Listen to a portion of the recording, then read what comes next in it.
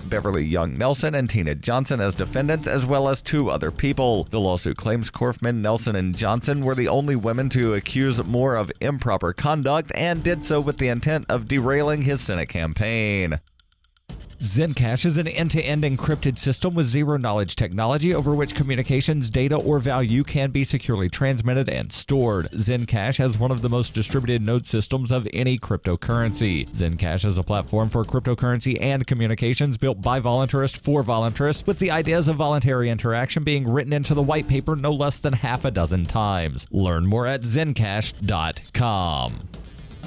Reuters reports Arizona school teachers vowed to continue their walkout over salaries and school funding on Tuesday as lawmakers considered a proposal advanced by the governor and legislative leaders for ending the latest in a string of statewide protests by U.S. educators. Arizona's strike has kept the vast majority of its 1.1 million school children out of classrooms since teachers walked off the job last Thursday. It follows similar walkouts by teachers in West Virginia, Kentucky, and Oklahoma that marked the first statewide U.S. teacher work stoppages since the 1990s. Thousands of red-clad Arizona teachers flocked to the state capitol in Phoenix for a third day on Monday to press the legislature for greater education spending as lawmakers opened talks on various state budget proposals. Arizona Governor Doug Ducey last week announced a deal with legislative leaders to raise teachers' pay by 20% by 2020, along with $371 million in new funding over the next 5 years for improvement in school infrastructure, new school buses, and upgrades to technology and curriculum. This has been FPP Radio News. Online at fppradio.com. After vetting the 37-year-old for factors such as looks, screen presence, and film credits, Hollywood insiders unanimously agreed this week that area man Dennis Kiernan lacks the sheer star power necessary to carry a major motion picture. Industry experts spoke to reporters today about the Charlottesville, Virginia resident, who they say just doesn't have what it takes to crack into the A-list. Love him or hate him, I think we can all agree that Dennis Kiernan is not a bankable star. He's got to have sex appeal, talent, charisma, and most importantly, that X factor. I should want to sleep with Dennis. I should want to be Dennis.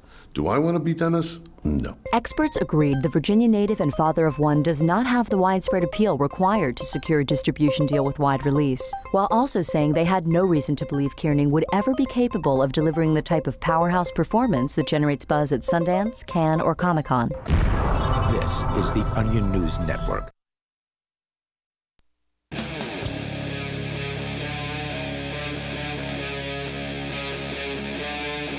Free Talk Live.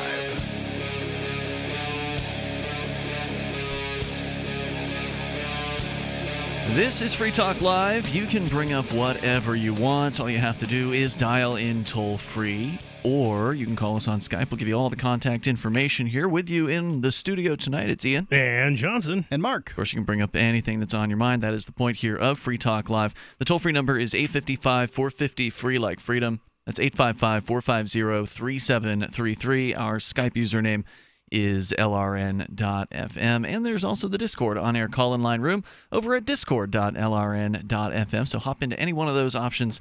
It will get you on the radio here tonight. On the way, we'll talk about divorce. Signs that a couple is going to divorce. Johnson's got that story. That's on the way here. But instead of talking about divorce, let's start by talking about a potential reunification. North Korea, South Korea. We talked last week about how the historic moment between the dictator of North Korea and the wannabe dictator of the South. They came together and they had a nice moment, very very symbolic. Which they crossed over. The North Kim Jong-un crossed over into the South for the first time, basically in the history of the North since the Korea was split in two. That had never happened, and it did happen for the first time last week. So some big proposals were made and verbally at least agreed to. Maybe they signed an agreement, but either way, they're talking about denuclearizing the North and I think the South as well. There's a lot of really interesting things that are happening there. Very surprising. Nice to see some of those things occurring. Does that mean the North is going to end its prison labor camps? That has not been talked about. At least if it has been talked about, it has not been reported upon. But nobody's mentioned shutting down Angola and Louisiana either. So I suspect that's probably not on the table. It's probably not on the table. But I think it's I mean, this is historic times. A CNN story here says Trump deserves a Nobel Peace Prize for his role in the talks with North and South Korea. Yeah, it's interesting, and he hasn't even yet had a meeting. Somebody has recommended not just somebody, a world leader has recommended that Donald Trump get a peace prize. That's some amazing stuff. Well, and he has yet to meet with Kim Jong-un. I guess that is still upcoming. But some of the overtures that have happened have been very symbolic, right? So there was the one report that we heard about where they've turned off the speakers on both sides of the border. That's great. The loudspeakers have been broadcasting. Loudspeakers that are constantly blaring propaganda at each other. Right. For years, for decades. Yeah, and it must be just insane to work there. Can you imagine? You can't live near it. Right. It's just nuts. You've got the blaring. I'd heard that the North Korean side has actually been blasting K-pop music in addition to recorded messages to the North. So you've got the mix of this cacophony of K-pop music on one side being battled back likely by North Korean anthems and North Korean news propaganda from the government there, just constantly going 24 hours a day. They've turned that off. Imagine if you had a house near there. Right. That's no, I can't. So that's over apparently, and now also according to CNBC, North Korea is now shifting its time zone 30 minutes to match South Korea's. Did you know that North Korea, actually, I happen to know this, I found this out within the last year, but that North Korea, just to be different, had their own time zone shifted by 30 minutes. So whatever time it was, in South Korea, it was never the same time officially in North Korea. Yeah. North Korea, according to the report at Reuters, will shift its time zone 30 minutes earlier to align with South Korea starting May 5th as, quote, a practical first step for national reconciliation and unity, according to the North's state media. So if it were high noon in South Korea, it was 12:30 in North Korea, and that is now going to be the same time. It will just be noon across the board starting in 4 days from now. Kim Jong-un said it was a painful wrench to see two clocks showing different Pyongyang and Seoul times on a wall at the summit venue during the historic meeting Friday with President Moon Jae-in, said there. So I wonder what he expects then from South Korea if he's made this concession. This overture? Yeah. Meanwhile, China will send the government's top diplomat Wang Yi to visit North Korea Wednesday and Thursday this week, according to their foreign ministry. The Time Change report confirmed news from South Korean officials on Sunday that Kim pledged to scrap the Northern Time Zone, which was created in 2015 to mark the 70th anniversary of Korea's liberation from Japanese rule after World War II. South Korea and Japan are in the same time zone, 9 hours ahead of Greenwich Mean Time. Kim said, quote, according to the dispatch, it's not an abstract meaning that the North and the South become one, but it is just a process in which the North and South turn their different and separated things into the same and single ones, he said. At their summit Friday, Kim and Moon declared they would take steps to formally end the 1950 Korean War, which ended only with a truce, and work towards the denuclearization of the Korean Peninsula. The declaration didn't offer any specifics on what that meant or how it would progress, but there was talk that the war would officially end in 2018. So this is the end, supposedly. We have reached the beginning of the end of the Korean War, which has gone on for longer than many people have been alive. It's great news. I'm hoping that denuclearization is around the corner. Many say that a lot hinges on Kim's upcoming meeting or summit with Donald Trump, who said the meeting could happen over the next 3 to 4 weeks. No location has yet been announced. Kim also told Moon he would soon invite experts and journalists from the United States and South Korea when the country dismantles its nuclear testing site. North Korea has conducted all 6 of its nuclear tests at that site, a series of tunnels dug into the mountains in the northeastern part of the country. Some experts and researchers have speculated that the most recent and by far largest blast in September had rendered the entire site unusable. But Kim said there were 2 additional larger tunnels that remain in very good condition, and others say that they may have collapsed. Anyway, U.S. Secretary of State said he told Kim during their secret meeting at the beginning of April that North Korea would have to agree to take irreversible steps towards shutting its nuclear weapons program in any deal with the United States. And from what I've heard, they're talking about asking the United States to agree that they will not invade North Korea in return for the denuclearization, because that was always their excuse, was, well, we need these nuclear testings and potential programs to deter the United States imperialism. And that's a reasonable excuse. Yeah, I wonder what good a piece of paper that says we won't invade is from the United States. Crap. What good is it? Is an agreement from the North Korea that they're not going to make nuclear weapons?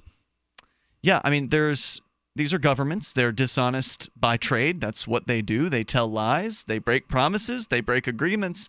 So certainly, maybe this won't hold together, but the overtures so far have been positive, right? I mean, these are steps that I don't believe have been taken in the past. They've talked about denuclearization in the past, and the North has broken those agreements in the past, but maybe that was before Kim Jong-un. Is it possible that those talks have not happened under his administration? He's only been in there for what, like 5 years? Has it been that long? Maybe it hasn't. You'd have to look at the date of the death of Kim Jong-il. I feel like it was maybe like 2012, 2013, but sometimes I'm way off on those things. Anyway, I feel like, Johnson? It seems like it could be a lot longer than that, but I'm not really sure. Good question. Yeah. Maybe it was. Maybe it was 10 years. I don't know. He died December 17th, 2011. Okay, so I was close, 2012-ish. Yeah, so, maybe this is the first time Kim Jong-un has had the opportunity to really kind of do something here, or at least he's taking this as his first opportunity. Certainly he could have done it first thing, but, maybe he always intended to do this, but there's still the people who are in charge of the party over there, right? That he's got to, even though he's in charge, he's the third generation, right? Like, he's not the eternal president. Nobody looks at him that same way, right? Like, his grandfather, even though he's long been dead, still got statues. They still have the pictures of him in the homes. Just saw he's the eternal president of North Korea, right? And people still worship him in that way. I thought that there was a slight tie. So it was like 1 year later, 1 year after. Kim Jong, because it's Kim Jong and Kim Sung, right? Kim Jong-un is the current. Kim Jong-il is his father. Kim Il-sung, I believe, is the grandfather. Right, but Kim Jong. Wait, Kim Jong-un is the current guy, the chubby guy. Little young guy. Yeah. Kim Jong-il died in 2011, right? Yes, that was his father. And then the next year after that is when Gangnam Style was released. And are you saying there's a connection? I don't know. Okay. Maybe. Kind of like, I don't know, when Elvis died, that kind of thing? Maybe. The toll-free number here is 855-450-FREE, like freedom, 855-450-3733. I believe Gangnam is like a rich district in Seoul, South Korea. There's more coming up here. It's Free Talk Live. What's more profitable, running your business or doing bookkeeping? Doing your business, of course, but you want to keep your books so that you can maximize your tax savings, right? What if I told you that there's a person that's a bookkeeper, accountant, and law school graduate that's also a hardcore libertarian? My name is Melanie Johnson, and I hate the state. I will aggressively help you to minimize your tax exposure and maximize profits, all while staying within the law. Melanie's your best choice for your taxes and bookkeeping needs. Go to tax.freetalklive.com and check out our website, tax.freetalklive.com. Posting your job opening to an online job search site is like drinking from a fire hose. You get more resumes than you know what to do with. Robert Half is the better way to hire. Our candidates are interviewed and custom matched to your exact hiring requirements. Quickly, satisfaction guaranteed. So what you need is just what you'll get. Robert Half, the experts in accounting, finance, IT, legal, marketing, and administrative staffing. Learn more at roberthalf.com/radio. Raising you wasn't all Skittles and unicorns, but you turned out pretty awesome, thanks to Mom. Look, Mother's Day is coming. It's her big day. Mom's Day is Bouque's Day. Bouques, that's short for bouquets. And these flowers are bouquing awesome. Moms don't want online sweatshop flowers that wilt in 2 days. Your mom deserves flowers from the Bouques. Bouque's flowers are as unique and special as your mom. They're freshly cut from Bouque's farms and delivered straight to your mom, so they last weeks, not days. Bouque's even has farms located on the side of a volcano that produce flowers so gorgeous, Mom will post pictures of them and brag about you. And because Bouque's cut out the middlemen, you'll get amazingly fresh flowers at an amazing price. Show Mom how much you care. Send her artisan design flowers from the Bouque's. Order today and get an extra 15% off when you enter FTL. That's BOUQS.com. And remember to enter FTL to save an extra 15%. Bouques.com. There is no such thing as attention span, according to Jerry Seinfeld, who figures that people have an infinite attention span if you are entertaining them. Hey, he's kept us from channel surfing for several decades, and now he's making more millions as a Las Vegas headliner. With money and attention so scarce now, effective communication skills have never been more important, especially if you're looking for work. So choose every single word as though it was the last word the person you're speaking to will hear. Otherwise, it might be. Avoid redundancies such as added bonus, advance warning, end result, prior history, or personal belongings. And avoid cliches like the plague. Just kidding. For more tips, hit survivalspeech.com. I'm Holland Cook.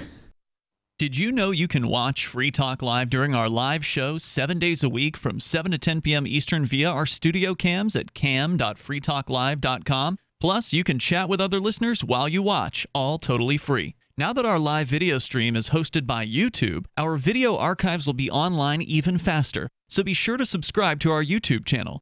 Listen, watch, and chat all free at cam.freetalklive.com. That's cam.freetalklive.com. We've all heard about blockchain assets like Dogecoin, Ether, and Ripple. Bitcoin isn't the only player in the blockchain game any longer. And for those of us wondering how to get our hands on these digital assets, finally, there's a solution. Shapeshift.io allows you to buy and sell between your digital assets and Bitcoin instantly between your own digital wallets. I've used it with ease. Shapeshift.io. There's no account or email address needed. You send them the crypto you want to sell. They send back the crypto you want to buy. It's that easy. Shapeshift.io. Some of our live shows are streamed in HD on Twitch. Please follow and share at twitch.lrn.fm. That's twitch.lrn.fm.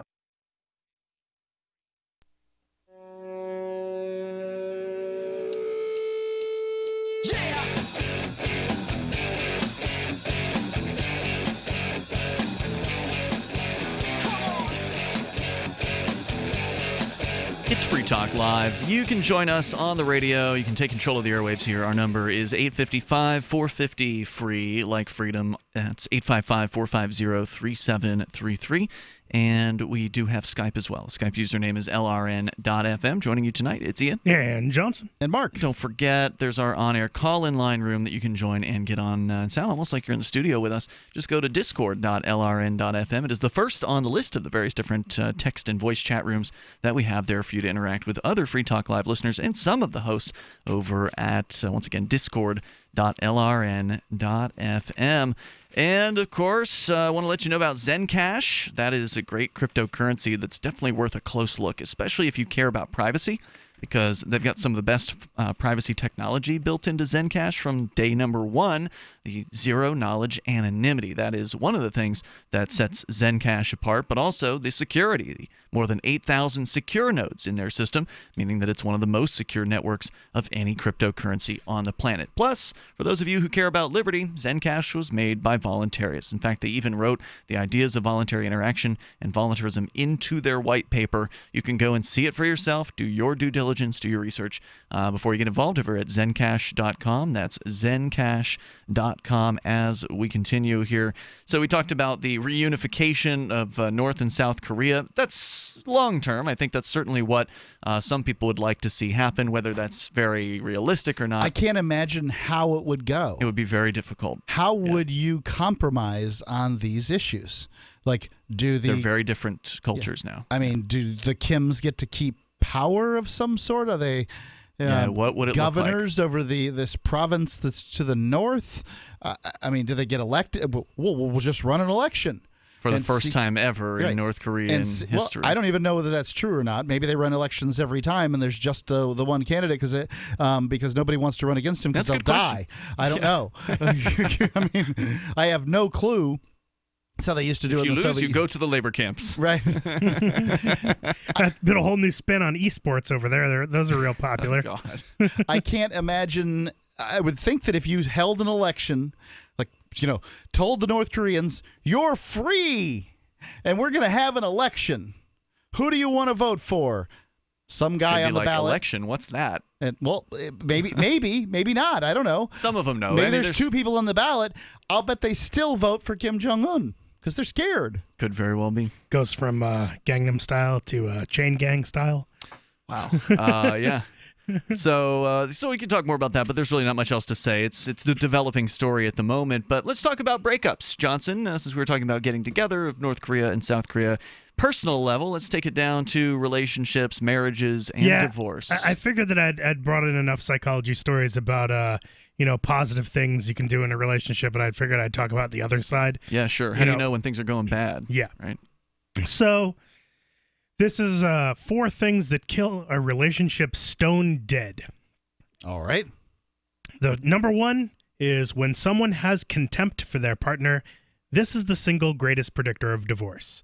The conclusion comes from psychologist Professor John Gottman, who has been analyzing relationships, both good and bad, for over 40 years.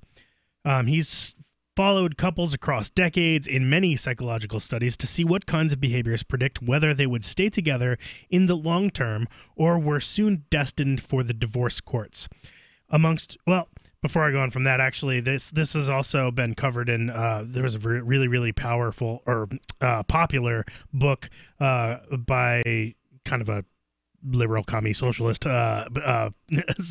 psychologist, Malcolm Gladwell, wrote this book called Blink, The Power of Thinking Without Thinking, which was like, on a bestseller list for a very, very long time, which talked about this idea of thin slicing, it's kind of like an advanced version of the 80-20 rule, which is to say that the 80-20 rule, if anybody's ever been in sales, kind of knows that, 80% of your audience, or you get, what is it? Well, it's 80, basically 20% are productive. Right. And the other 80% suck. Everybody saw this when they were in school. If they went to a government school and they had a group project, you always saw the 80-20 rule in effect. I mean, it's a rough number, but it's all over the place too. I mean, there's other applications of the 80-20 rule. Oh yeah, it's just cross life. Yeah, just tends to be the way 20% are the performers. The other 80% don't, really perform, but they're there, right? That's generally it. Well, the idea of this thin slicing is that essentially people are able to get a very good, like an 80% confidence idea of what is going on in any given situation by just taking your first impressions. Generally, first impressions, people don't want to ever say first impressions are right, don't judge a book by its cover, all those things. Well, this whole idea of this book, Blink, is, yeah, they are. First impressions are almost always right. Like, very, very, very often, first impressions are going to be correct. Okay. And so one of the chapters in this book was about basically if you knew what language to look for, what certain words and certain phrases that identified feelings of contempt from one partner to another, you could determine with 95% accuracy whether or not that couple would be broken up in a year. Wow. It was very, very accurate. I would think it's true once you turn that corner to contempt. Mm-hmm. It's hard to go back. Yeah, I never have. Like once I turn the corner to contempt, I can't come to the conclusion that suddenly, you're of value again. Mm-hmm. So I would agree 100%. The thing is that it depends on what you focus on, and I guess that's where people's values come into play. If you're focusing on looks or something in a relationship, well, at some point or another, those are definitely going to fade. So I guess something that would be helpful is to avoid getting to this contempt stage. And this guy, John Gottman, has been studying these things for years and has identified 4 factors that have stood out time and time again. When Gottman sees a couple's communication overrun with these, the chances are that they will divorce in an average of around 6 years from their marriage, if these communication things happen. All right. Number 1, contempt, and we're going to talk a little bit about what that means. Contempt can involve sarcasm, name calling, mimicking, and eye rolling. whatever form it takes. That's all I do. What are you talking about? Your days are numbered, buddy. I'm talking about to Ian. Your days are numbered, buddy. He doesn't even know what it means. Go ahead. Whatever form it takes. That's the contempt you just heard. Contempt makes the other person feel worthless. Or maybe it doesn't. Contempt is also bad for your health, as Gottman found that couples who are contemptuous of each other suffered from more infectious diseases like colds and flu. Alternatively, build respect by appreciating the positive, e.g., love your taste in music. Not, the sound of your laughter makes me want to vomit. Jeez. It is definitely true that staying positive and finding things to appreciate about another person is better than finding the things to not like about. Because you can find both, in most people. The toll-free number here is 855. You're in the relationship with them. You might as well like it or leave. Yep, there you go. More coming up here on this signs that couples are going to be breaking up. Divorcing, even. The toll-free number here, 855-450-FREE, 855-450-3733. You can share your thoughts with us. Hunters, anglers, campers, and survivalists. Get back to nature. Expand your horizons with the highest quality, most versatile, unique slingshots and sling bows on the market at slingbow.com. Slingbow products are compact and models start from just $17.98. They're perfect for your bug-out bag or storing in your vehicle. Give yourself and your loved ones the excitement and tradition of Slingbow, a new frontier in archery and truly modern twist on this primitive survival tool. Feel the thrill only at slingbow.com.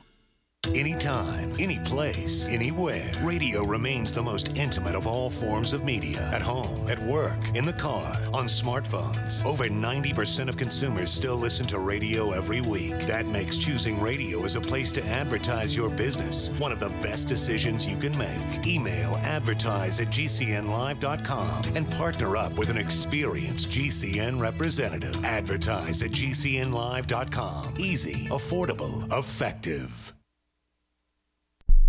Free Talk Live. If I were a parent, and I am not, Mark, you are, I am not, but if I were a parent, then I would be teaching my kids the difference between right and wrong based on whether or not people get hurt, not whether or not some elected official has written some words down on a piece of paper and deemed something to be illegal. There have been so many things over the history of time that have been labeled as illegal. It's legal. It was legal to shoot engines in this country. Did that make it right? Legal and illegal, right and wrong, these things do not correspond here in America. They rarely correspond as a matter of fact. Anywhere. Yeah. Now, there are some things that are illegal that are absolutely wrong, like murder or arson or destruction of property or stealing. It's also illegal to not pay taxes to the federal government.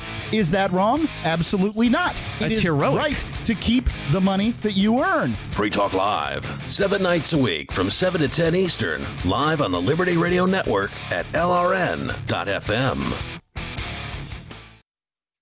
When you hear the word lobbyist, you probably think about greedy corporations, but not all lobbyists are the same. Some are fighting for the freedoms you hold dear. Liberty Lobby LLC is doing just that in New Hampshire, working hard to represent you, not some special interest group. You can help by going to libertylobby.info, where your contribution will give us the tools we need to ensure that your voice is heard. Visit libertylobby.info today to find out more.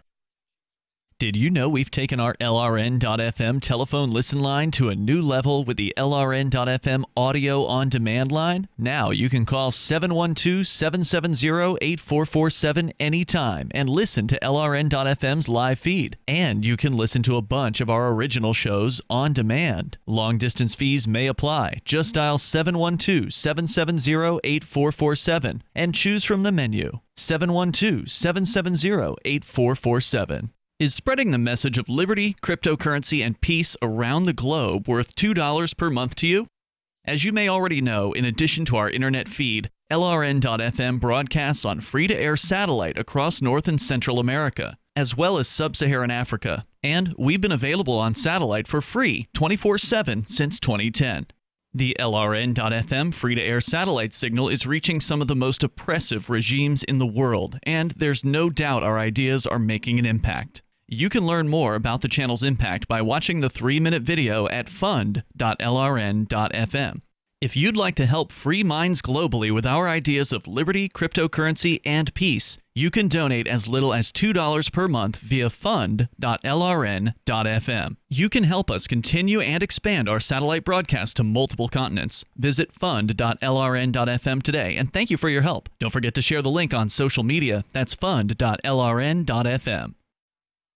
Love what we do? Please help support our international satellite channels at patreon.lrn.fm. That's patreon.lrn.fm.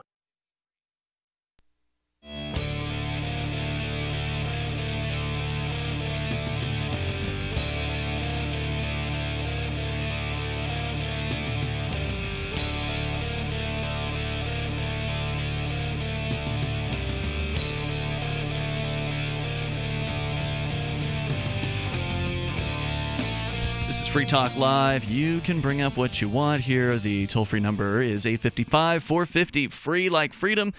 When did you know that your relationship, specifically marriage is what we're talking about here, but I suppose this can apply to any kind of, dedicated relationship, whether you call it a marriage or not.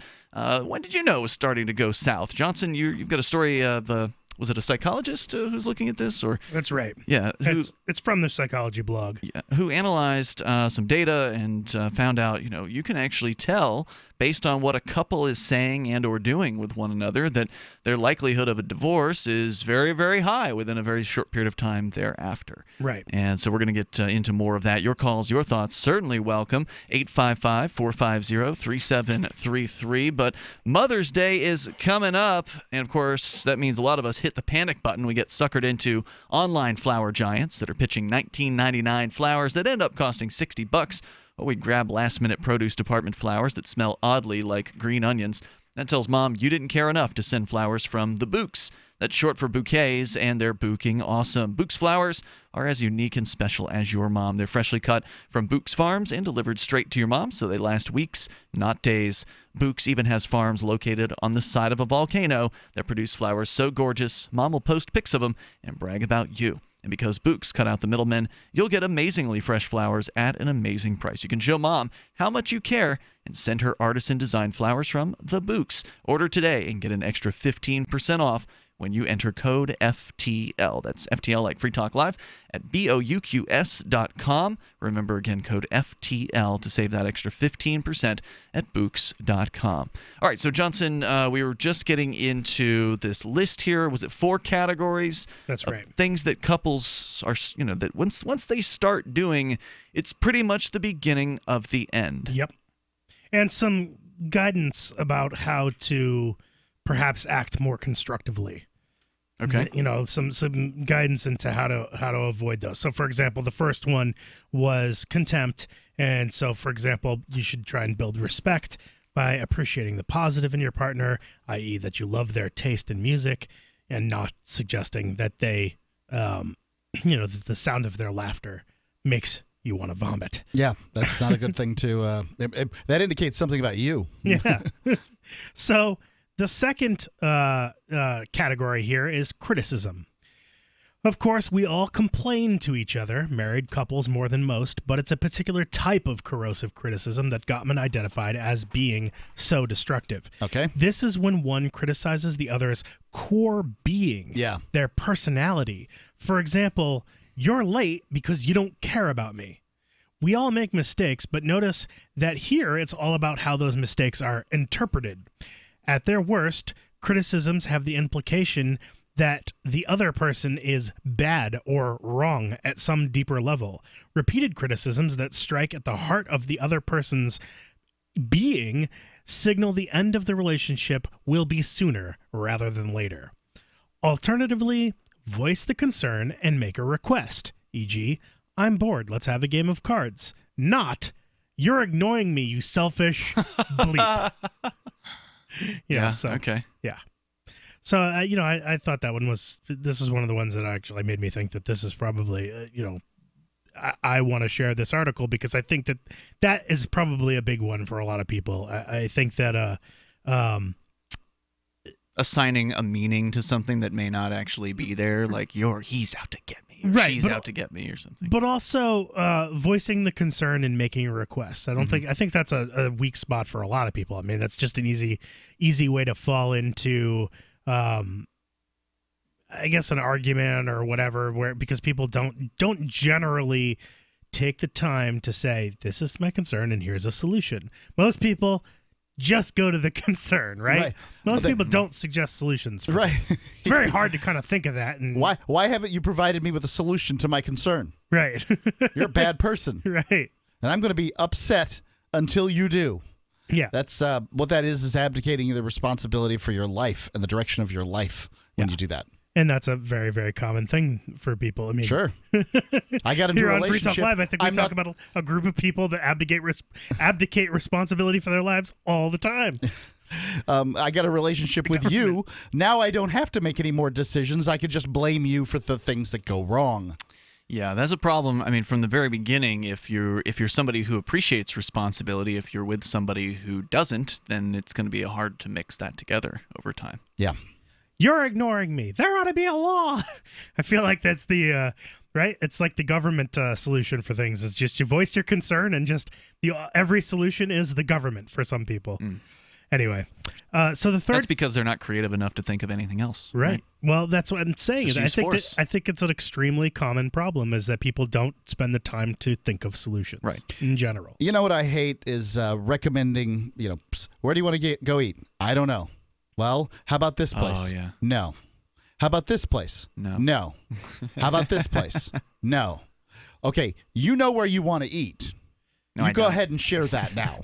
Because I can tell you, I have eliminated a good percentage of the places that we normally eat at this point, and you don't want to go to them, so you know where you want to go. Let's just talk about that. I don't know who told me this, but and I don't know if it would actually work, but I love the idea. I've yet to actually attempt to implement it. But you asked the question of, I'm going to take us out to eat tonight. Where do you think I've chosen? Or whatever. Like, try to get them to guess where you're going to take them. And you're right. First guess. There is a third option. You know me so well. There is a third option here, which is true of a lot of women. So the third option here is that you can do the guess and I'm not talking about women. I'm talking about people. But go ahead. People, but I think that's more common. It's something I've women. encountered with women. Generally, I think it's where at this point they want you to pick, but they don't always want. The vast majority of the people that the people in this room have dated are women. That's right. So let's just stick to You're saying partners are generally going to be like that? You think that male partners are also? The partner. No, I said I hate this behavior. Okay. Let me say I've spent a copious amount of time around gay people, and effeminate gay people act a lot like women. Like women, sure. They have to have some kind of yardstick. Sure. So, but there is a type of person who falls into that role of wanting someone else to choose something for them. It's like a leading thing. And so there is that option is that I think that there's a large category of women out there that on one level know where they want to eat, right? So you're right about that. But on another level, they're not just jumping to saying that because they are, in fact, open to the possibility of, I might like this place if the man I'm with wants to go there enough to make it into an experience, right? To make it into something that's going to be enjoyable just so much because he's going to be energized to be there, or there's going to be an atmosphere, something like that. And I feel like there are a lot of women that are always open to that possibility. That sounds like romance to me. It's like right? They're looking for that. So they're willing to go wherever, wherever you want to go, as long as it's going to be a place, an experience. When I was dating, time. And it's been some time, right? The first mention of romance, the relationship was over. I mean, it was over. Right. Because I don't know what you're like. I have some general idea of what romance is. Sure. Just enough to have contempt for it. Like a high level of contempt for this word.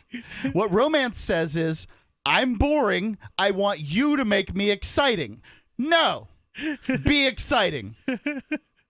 I'm not here to make you exciting. You're boring. That's why you want me to make you No. The first mention of the word romance sets off every alarm I have that says, This is going to be a terrible person for me to date. No. Goodbye. Like, it doesn't go just like that, but within that week, they're gone.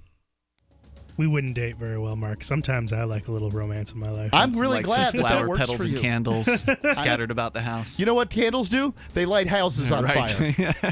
There's no. I've rented houses out. It's right in the lease. No candles. No candles. No fire. No little potpourri pots lit by the votive candles. Votive candles. We're coming up here, 855, 450 free. More signs that a divorce is coming. 855-450-3733. Join us on Free Talk Live. What's more profitable, running your business or doing bookkeeping? Doing your business, of course, but you want to keep your books so that you can maximize your tax savings, right? What if I told you that there's a person that's a bookkeeper, accountant, and law school graduate that's also a hardcore libertarian? My name is Melanie Johnson, and I hate the state. I will aggressively help you to minimize your tax exposure and maximize profits, all while staying within the law. Melanie's your best choice for your taxes and bookkeeping needs. Go to tax.freetalklive.com and check out our website, tax.freetalklive.com. The Bitcoin.com wallet is a simple and powerful, full-featured wallet that allows you to send and receive Bitcoin Cash and Bitcoin Core with anyone, anywhere in the world. It supports both single and multi-signature wallets and is available in multiple languages. Use the Bitcoin.com wallet to buy, send, store, and receive both Bitcoin Cash and Bitcoin Core. Learn more at wallet.bitcoin.com. It's about time something new came along for better selling and buying online. And I found it. What now, Marge? It's buysellmakeoffer.com. Never heard of it. It's a brand new company. That's why you've never heard of it. It's the newest and best way to sell any products online. I did all the research. Sell my car? Yes. Our home? Yep. My golf bag? Your golf clubs. All of them. How about your purse collection hoard? Hey, now. You said any product. Right. I did. We get 30 days free. Really? Packages starting from only $9.95. And buysellmakeoffer.com will never charge item fees ever. Never. And this is cool. Listen to this. You can even use Skype or video to show your items. That's cool. Yes. All we have to do is go to the website, sign up, and then load our stuff to sell. I love this site. Buysellmakeoffer.com. Buysellmakeoffer.com. You got it? Buysellmakeoffer.com. Buysellmakeoffer.com. Better selling, better buying. Hi, I'm Derek J. I don't want a politician to represent me. To me, government is the idea that one group of people can coerce everyone to comply with an edict or face increasing punishments up to and including death. Despite perhaps the most noble of intentions, the best government services are a far cry from what could be provided for by voluntary interactions. Besides, the people who call themselves the government wage wars and put peaceful people in jail for crimes involving no victims. If Starbucks used some of its money to drop bombs, I wouldn't shop there. So why would I support the American empire? The empire does not require my consent. Derek J's Victimless Crime Spree.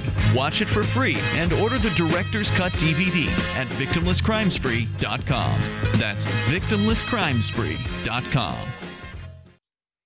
If you want to know the latest about Free Talk Live before we go on the air, all you need to decide is how you want it delivered. It's your choice. Visit news.freetalklive.com. You can get emailed announcements and participate in contests via our email updates list. Plus, we have a Twitter account that you can follow and a Facebook page where you can become a fan. So visit news.freetalklive.com to get news about Free Talk Live as soon as it's announced and the way you want it delivered at news.freetalklive.com. That's news.freetalklive.com. Hi, this is Mark Edge of Free Talk Live. Michael W. Dean's book, User's Manual for the Human Experience, changed my life. In a culture that attempts to turn you into a compliant victim, this book gives you implementable steps on everything from how to be aware of your environment, walking down the street, to business, to how to handle a toxic person in your life. If you're a human, you need to read this book at least once. Go to Amazon and get the Kindle version, or paperback, or an audiobook of A User's Manual for the Human Experience. This is the Liberty Radio Network, broadcasting the latest liberty-oriented audio content 24 hours a day at LRN.FM.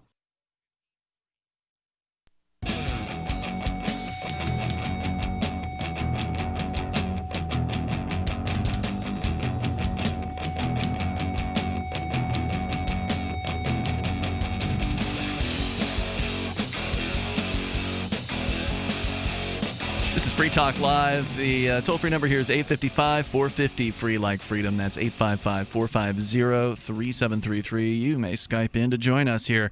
The Skype username is lrn.fm. Don't forget, online we have various different ways for you to get involved with the show, and one of those options is our email list. You go to freetalklive.com. The email sign-up is right there toward the front page, or on the front page, toward the top middle of the page. You can just get signed up, and we'll send you usually once a week what's going on with Free Talk Live, the latest news about the show. And also you'll get some information about LRN.FM, the Liberty Radio Network, on that list as well. So go get signed up over at freetalklive.com. It's Ian Johnson and Mark in the studio today. Now, we've been talking about relationships, specifically divorce, and some of the indicators that may indicate why mommy and daddy aren't hugging as much anymore. Very firm indications that the couple in question may be heading toward an imminent divorce. Choo-choo. And the numbers are, 95% or something like that, that if you see these indicators, there's like a very, very high chance that the couple is not going to last. That within 6 years. Yeah.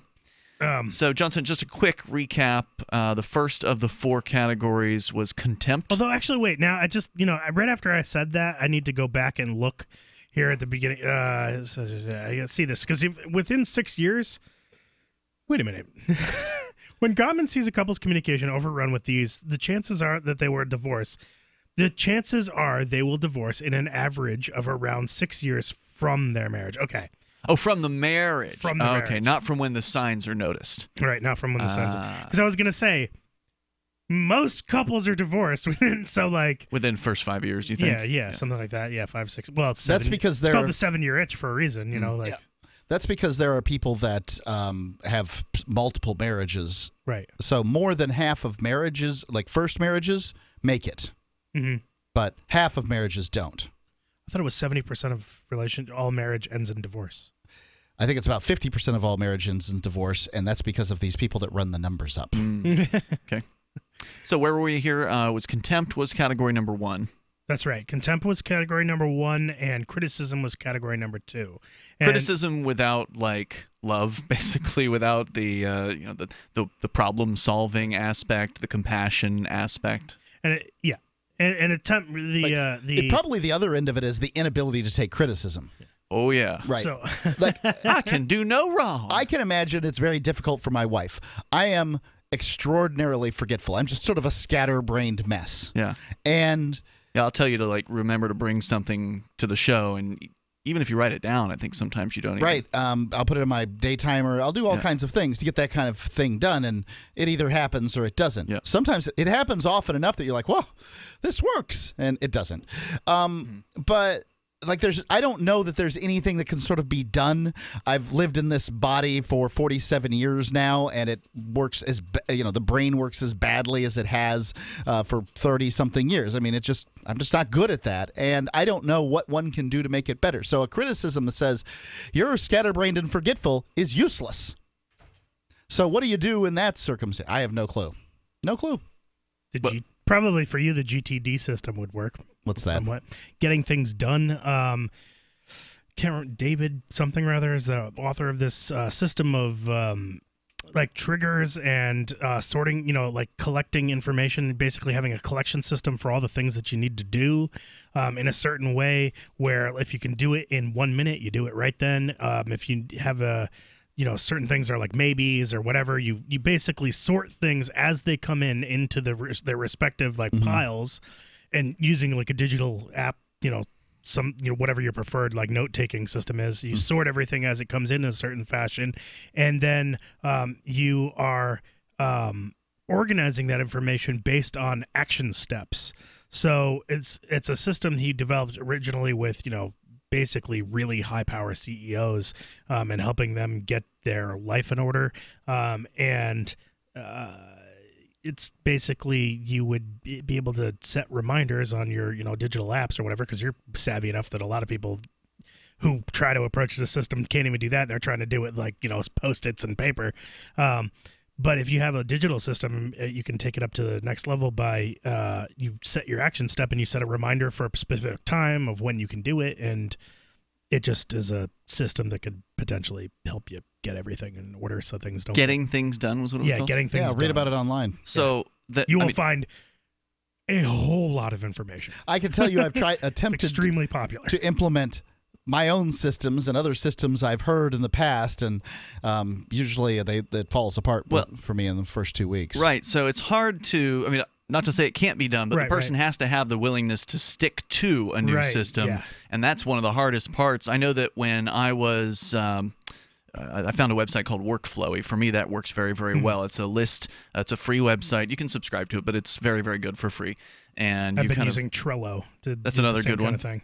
You just kind of dump in the things that you have to do, and you have different prioritizing systems for them. But if you don't actually go back to the Trello or you don't go back to the Workflowy, you don't actually get any benefit from it. So you have to still train yourself to, during meals or something, some sort of trigger to where you wake up or, whatever it is that you're certain times of day, you check this thing to remind you of the things that need to get done. It could be as basic as looking at a calendar. I had part of GTD too is to say you have to have a specific time where you schedule for yourself like a weekly time or whatever where you go through and you are processing, because in the he says specifically like if you create this kind of system and then you don't actually process through it, it's useless. It's completely useless. Right. And so it could be very simple. I mean, for some people they need the basics, right? Like you use a calendar, Mark, but some people don't even use a calendar. I had a person that was in my life for a time that was like this, and I was like, you're always on your phone. Why don't you use the calendar on your phone? It will give you notices to remind you of the things you're forgetting about. And it's just the training of, and the stick-to-itiveness of the doing of that action that some people have trouble with. To me, I'm of the opinion that something needs to happen in your life where you're like, you make a commitment to see some kind of change. And usually that thing has to be bad. Failure. Right? Yeah. It has to be a catastrophic level of failure for whatever that catastrophic level is for you. Yeah. And you're like, I need to implement something new. Because just sitting here with you guys, you're talking about, oh yeah, here's a new form of work for you to do, Mark. And you got to learn something. Well, do that. Yeah, practice a new thing. I can say this, is that if something gets into my email, it's going to get sorted into garbage or something that needs to be done. And if it needs to be done, it will get done. It may not get done at the right time, but it will get done. It's all on a stack of needs to be done. So I have seen, so for example, if you use Gmail, which I know you do, there are ways of setting up labels on your emails to do like a getting things done kind of system, based on this, like, ASAP, soon, later. Exactly. Yeah, exactly. Long term. How to do tasks, and you can just throw them onto that label. Right. And boom, you got it. And setting, some of these programs like it's like if this then that, you can have tasks remind you to send it, to do it later, and it'll just automatically add labels to certain things, and it'll send it to your email. For anybody who wants something else, to restructure their life like this, the tools are there. There are a variety of them, Legion, and they are free, most of them. The sort of golden, the holy grail that I'm looking for is I can use, and I frequently do use, Siri or a voice assistant on my phone to tell me, to remind me. So I'll say, remind me at this time to do this. And that just sets a calendar entry, right? That's just so basic, and it's great to a certain extent, but I'd like to have like a record of these things more so. I would wish it was like a calendar entry. I wish that it was somehow. It's not a calendar entry. Drag it's just it around. Internal it's just a reminder. It's nothing. None of this stuff is tied together for me. So I need to figure out how to somehow tie it all together with some sort of structure of different apps, and that would be the holy grail for me, because then it I could sort it in. So when you tell Siri to do something, by different types of tasks somehow would be nice. So when you tell Siri to remind you to do something, it doesn't show up in your calendar. If you to open up your calendar, it's not there. It's just sort of in her memory. There's a reminders app that I have that it shows up in, but it's not a calendar. I see. I wonder if the Google Assistant actually sets a calendar, because Google has a calendar. I wonder if I've got one of the Assistant thing, and it's like it's a feature on my phone, and I kind of played with it a little bit, Bixby or something, and then send it aside. So I haven't done anything with. And that was my problem with Workflowy when I first started using it. I'm like, oh, this is great, but then I kept using notes. Like I would write down physical paper with notes on it of things that I needed to do, like just a little to-do list. But I ended up having like 3 or 4 different lists, and it was just I would lose a list, and then like crap, what was on that list? Right. But it took me a good solid year at least before I was able to completely stop using the note system for the most part. Yeah, it's all evidence to me that the small group primate really wasn't made for this level of organization. Where did we put those bananas? 855-450 free, like freedom. Or yeah, you can join us here and you can tell us about maybe you've had success at getting your life organized and what worked for you. And we've got more to the divorce story. Do we even get through the first category? We're through two of them, right? We're through two of them, yeah. All right, so we got two more categories of signs that your divorce is coming.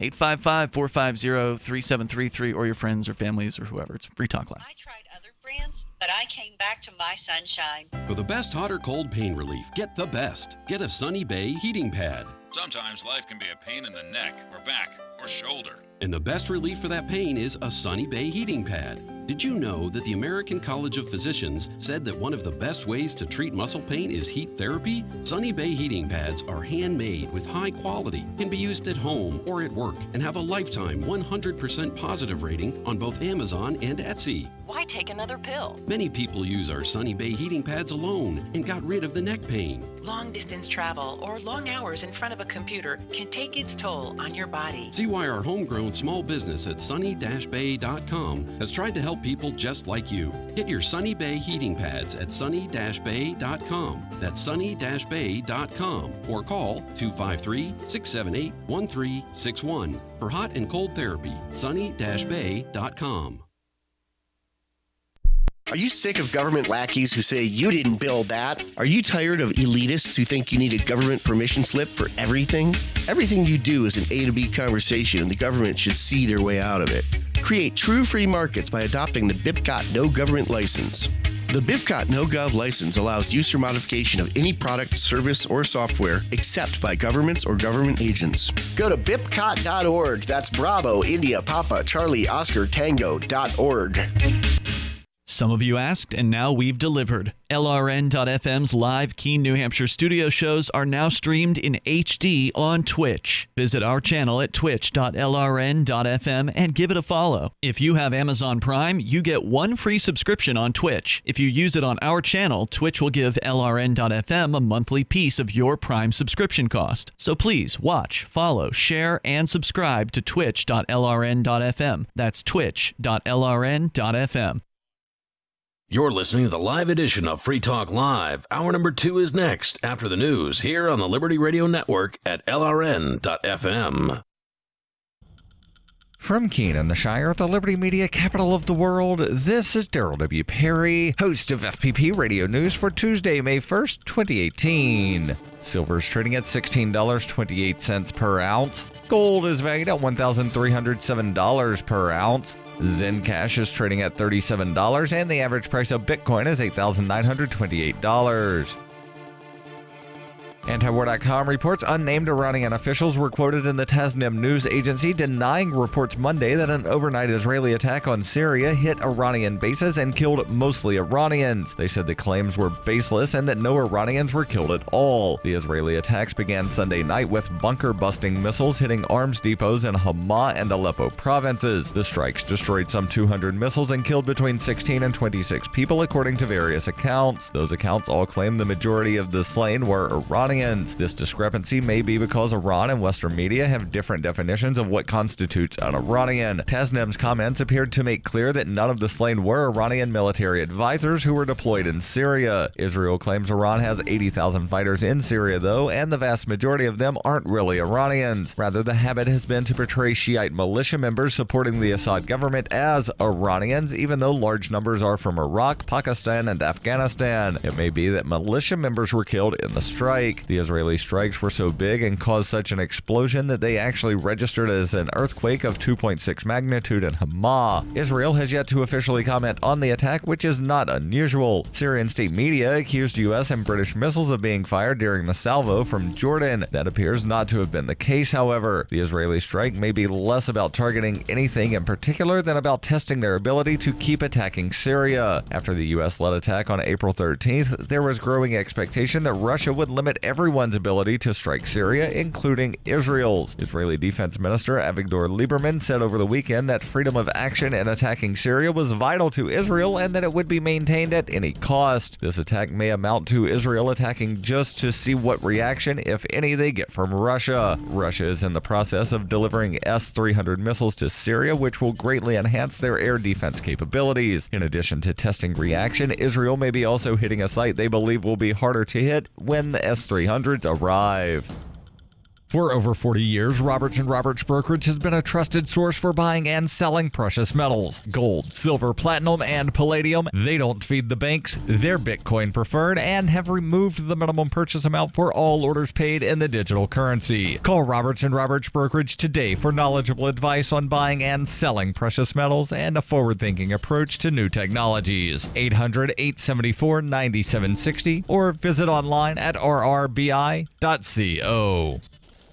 UPI reports former Alabama Senate candidate Roy Moore filed a lawsuit on Monday claiming the women who accused him of sexual assault sought to defame him as part of a political conspiracy. The suit, jointly filed with his wife Kayla Moore, names 3 women who made accusations against Moore, including Lee Korfman, Beverly Young Nelson, and Tina Johnson as defendants, as well as 2 other people. The lawsuit claims Korfman, Nelson, and Johnson were the only women to accuse Moore of improper conduct and did so with the intent of derailing his Senate campaign.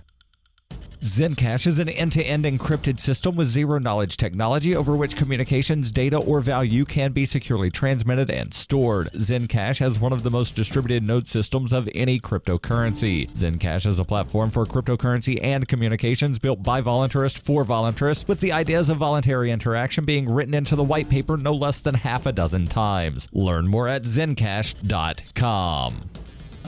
Reuters reports Arizona school teachers vowed to continue their walkout over salaries and school funding on Tuesday as lawmakers considered a proposal advanced by the governor and legislative leaders for ending the latest in a string of statewide protests by U.S. educators. Arizona's strike has kept the vast majority of its 1.1 million school children out of classrooms since teachers walked off the job last Thursday. It follows similar walkouts by teachers in West Virginia, Kentucky, and Oklahoma that marked the first statewide U.S. teacher work stoppages since the 1990s. Thousands of red-clad Arizona teachers flocked to the state capitol in Phoenix for a third day on Monday to press the legislature for greater education spending as lawmakers opened talks on various state budget proposals. Arizona Governor Doug Ducey last week announced a deal with legislative leaders to raise teachers' pay by 20% by 2020, along with $371 million in new funding over the next 5 years for improvement in school infrastructure, new school buses, and upgrades to technology and curriculum.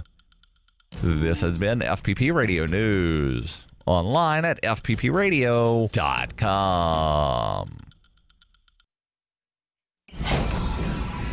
Readers rejoice! This week, Amazon unveiled the Kindle Flare, the latest model of their popular e-reader. The improved device has the ability to loudly and repeatedly announce the title of the book you're reading so everyone knows how smart you are. Breakfast of Champions by Kurt Vonnegut. The hot new e-reader includes a massive catalog of titles, a sleek, easy-to-use interface, and a loud, clear voice that barks the name and author of your book on a loop.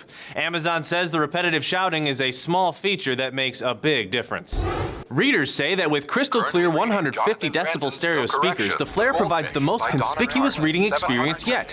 When you're not reading, the Flare automatically switches into bookshelf mode, which conserves power and reads off a list of everything on your Kindle. Blink by Malcolm Gladwell, a confederacy of dunces. And Amazon's competition has also stepped up their game as Apple released a new iPad that whispers, "I have an iPad," over and over again.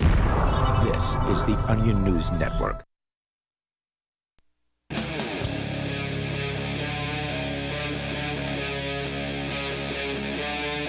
Free Talk Live.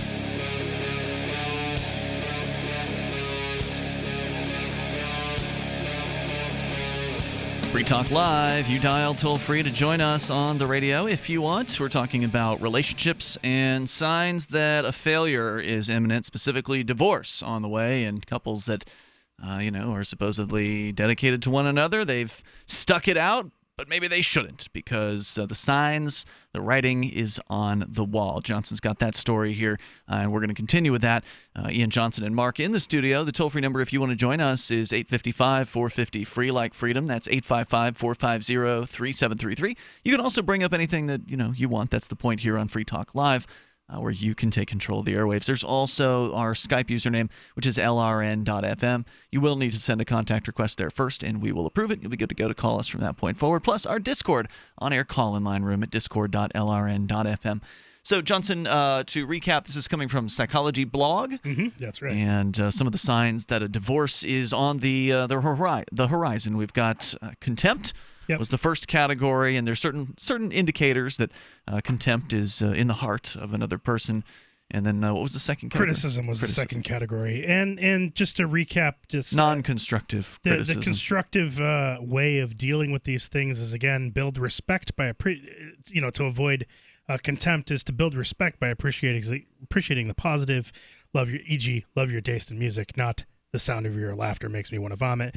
And with criticism, you would want to voice your concern and make a request, e.g., I'm bored, let's have a game of cards. Not, you're ignoring me, you bleep, you selfish bleep. It's funny. So the third category here is defensiveness. A person is too defensive when they are always trying to make excuses for their failures or slip-ups. People do this automatically from time to time, but when it becomes a persistent theme in a relationship, this can signal the end. It's even worse signal when partners are also trying to score points off of the other on top of being defensive. After all, people who live together are supposed to be in a partnership supporting each other. Life is difficult enough without being attacked from within as well as from without. Yep, it's team. Alternatively, you should take your share of the blame and suggest a solution, e.g., I guess I should have put it on my list. Okay, let's do it now. Not, no, I didn't pay the gas bill because you forgot to remind me. The blame this game. comes back to, the onus of control. It's a great game that there is no winner. Yeah. So the fourth category here is stonewalling. Stonewalling is when a person metaphorically raises the drawbridge and cuts off communication. That is really frustrating. There are no nods of encouragement to their partner when they speak, no attempt to empathize, and no effort to respond or connect. It's like talking to a brick wall. Stonewalling. Except that wall is the person who you had cared about and wanted to actually, get married to Except at one that point. wall's a jerk. Yeah. Stonewalling can often be the result of a prolonged period of criticism, contempt, and defensiveness. It may feel like the only response to a worsening situation, but lack of communication will not solve the problems at the heart of the relationship. Yeah. Alternatively, speak, move, respond, blink, move a muscle, anything. Yeah, here's an idea. Make eye contact with the person. Because I've told people before, not even just, we're not talking about a marriage or anything like that, but just friends, like if I'm doing, after we're done with the show and somebody's hanging out in the studio, I always feel like I have to apologize to the person because, I would like to pay attention to you, but I have these responsibilities I have to do. I've got to do the show archives or whatever, and if somebody's talking to me, if I'm not making eye contact with that person, I don't feel like I'm giving them everything, and I know I'm not. No, you're right. I was going to say, having known you for many years, if you don't have eye contact, you're not listening. In a lot of cases, I'll try, but that's usually a failure. It's just not. We're not set up that way. Yeah. So pay attention. But again, this presumes you want to save the relationship, right? Like right. That. To me, once I get to stonewalling, that's the reason I'm not speaking is because I haven't gotten the bank account, split yet. That's what we're talking about. Because if you speak, it might make it worse, right? I want to take issue, actually, that you said, if you don't have eye contact, you're not listening or whatever. You said we're not set up that way. Generally, humans, I think that there's a certain class of people that pay attention better when they're not making. There are people who make that claim. Yeah. You just said you're one of them, right? I think that I am one of them for sure. There are times I can do both, but it's definitely a mode shift for me. So for me to be truly paying attention to someone, I'm actually not going to be looking at them because I'm going to be engaging in something else and paying attention to them and thinking about what they're talking to me about and thinking about it while distracting myself All with at the same something else, time. and that way I can process it. But if I'm So you need to have like a paper clip to turn into Exactly. paperclip chains or something. Exactly. So that A fiddler. Yeah, exactly. I need to be fiddling or doing something else in order so I can actually focus on what they're talking about. Is it the same thing if you're fiddling with a little office play toy thing like we have here with the magnetic balls or something like that versus you're on a phone? Oh, yeah, there's a huge difference. I mean, if you're not, I mean, there people who, in other words, people who need something to help them focus can still be not focusing. You know, like, okay. You can still not focus on someone. And so, yeah, just being on a phone is not, I mean, I'm probably not going to be able to be, I do have the ability to listen to 2 or 3 conversations at once and process all of them. But that's not, not going to be as efficient at doing that, as I would be listening to one, or, if I'm, for example, reading and listening to someone at the same time, I can do it, but there's going to be some mistakes. You're going to lose one or the other. You're going to lose some. I won't lose one or the other, but I might interject. You know how if you're listening to someone talk and you're writing something down, sometimes you might write what the person said as opposed to the word that you were trying to think of. The wires get crossed. Yeah, the wires get crossed. There's a little bit of that in there, and it's just not as efficient. But non language task, a task that doesn't involve processing language, is going to be something that's going to help me focus. I see what you're saying. Yeah. Okay. Where else are we at? But yeah, that's it. That's it for this. We're Psychology at the end. blog. Yeah. Psychology blog. Spring.org.uk. Good stuff. If you want to add in your experience here, when did you see the signs that your relationship was falling apart? Did you try some of these techniques, to try to rescue it? Did it work? Were you able to bring your relationship back from the brink of destruction back into a happy, wonderful, loving, mutual, building relationship? Even if you are going to break up, you don't want to break up on the worst of terms. Like you still got you got to still get the quit claim deed signed. So it's the best bet is not to get to the point where everything has deteriorated to these levels. Absolutely. I mean, this is.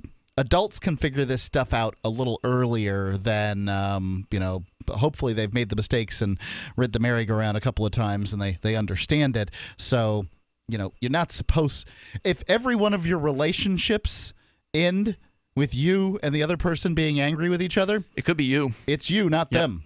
Yep.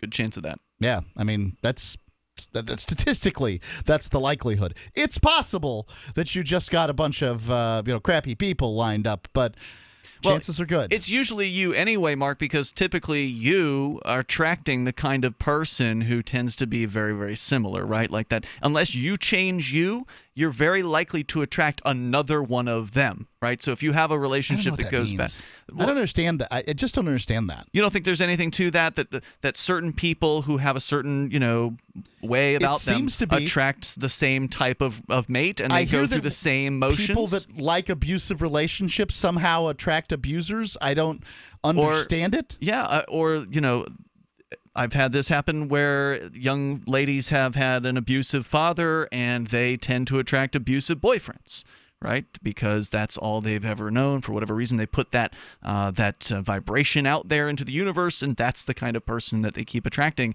And of course, it's easy to blame the abusive person, right? But maybe there's something that other person, the victim, is doing to continue to attract that into their lives, whatever that is. Yeah, I don't know. I mean, it's observable, isn't it? Yeah. Right?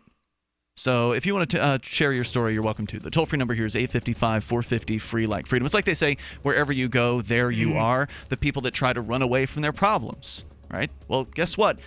Many of those problems you created by being the person that you are and attracting certain types of people to you, and you're going to do that same thing in a completely new place with a completely clean slate. You'll create all of those problems all over again. I want you to think about that, Ian, and tell me what you've learned. There's more coming up here. It's Free Talk Live.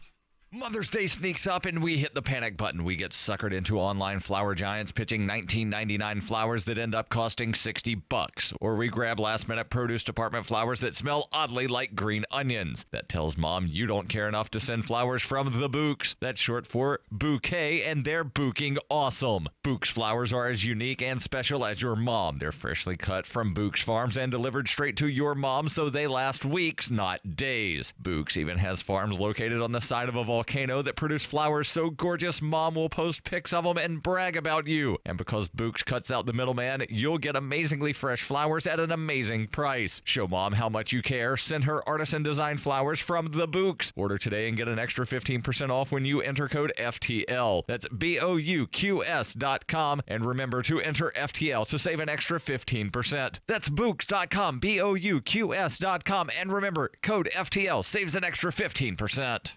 The Bitcoin.com wallet is a simple and powerful, full-featured wallet that allows you to send and receive Bitcoin Cash and Bitcoin Core with anyone, anywhere in the world. It supports both single and multi-signature wallets and is available in multiple languages. The Bitcoin.com wallet is available on Windows, Linux, Mac, Android, and iOS devices. Learn more at wallet.bitcoin.com.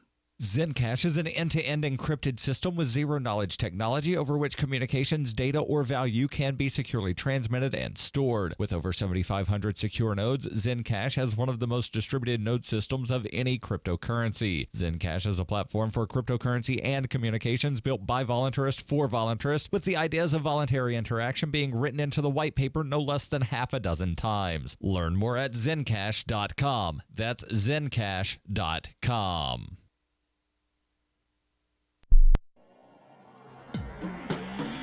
Free Press Publications is an independent, alternative media and publishing company founded in June 2009 with the mission of ensuring a free press for the freedom movement and is committed to spreading the message of peace, freedom, love, and liberty. FPP also gives new authors an avenue for publishing freedom-oriented material. FPP brings you daily news and commentary on the website fpp.cc, as well as a daily 5-minute newscast, FPP Radio News, and weekly news, views, and commentary in the FPP Freedom Minute and Peace, Love, Liberty Radio at fppradio.com, and the monthly newspaper FPP News at news.fpp.cc. Find FPP online at fpp.cc.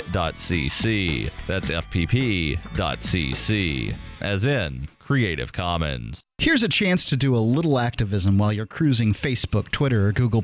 Between the LOL cats, the recipes, the hot girls, and the inspirational sunrise memes, Free Talk Live's posts pass by your newsfeed. Like them, comment. It gives us more exposure. If you don't see our posts, click like at facebook.freetalklive.com and then hover over it to click Get Notifications. It's an easy way to spread the ideas of liberty a bit further. I know you're busy, but you can spare that 1/10 of a calorie it takes to click on something. Facebook.freetalklive.com. Radio is the most personal of mediums. I exist right now in your head. If you listen to Free Talk Live regularly, you know me. Free Talk Live is on more than 160 radio stations around the U.S. and has been downloaded on every continent around the world. Hundreds of thousands of listeners with ad packages from $600 a month to $6,000 a month. Imagine what we can do for your business, project, website, or idea. Email me, Mark at freetalklive.com. You can sign up to receive the latest about the Liberty Radio Network via our email updates at updates.lrn.fm. That's updates.lrn.fm.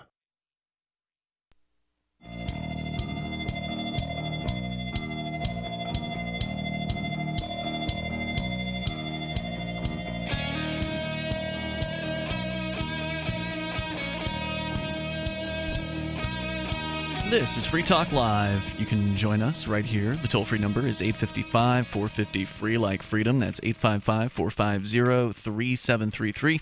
We've got Skype at Skype username LRN.FM. Mark, tell me about your experience with Liberty.menu. Liberty.menu is a website where anybody who ascribes to the non-aggression principle, and if you needed to know what the non-aggression principle is. You don't qualify.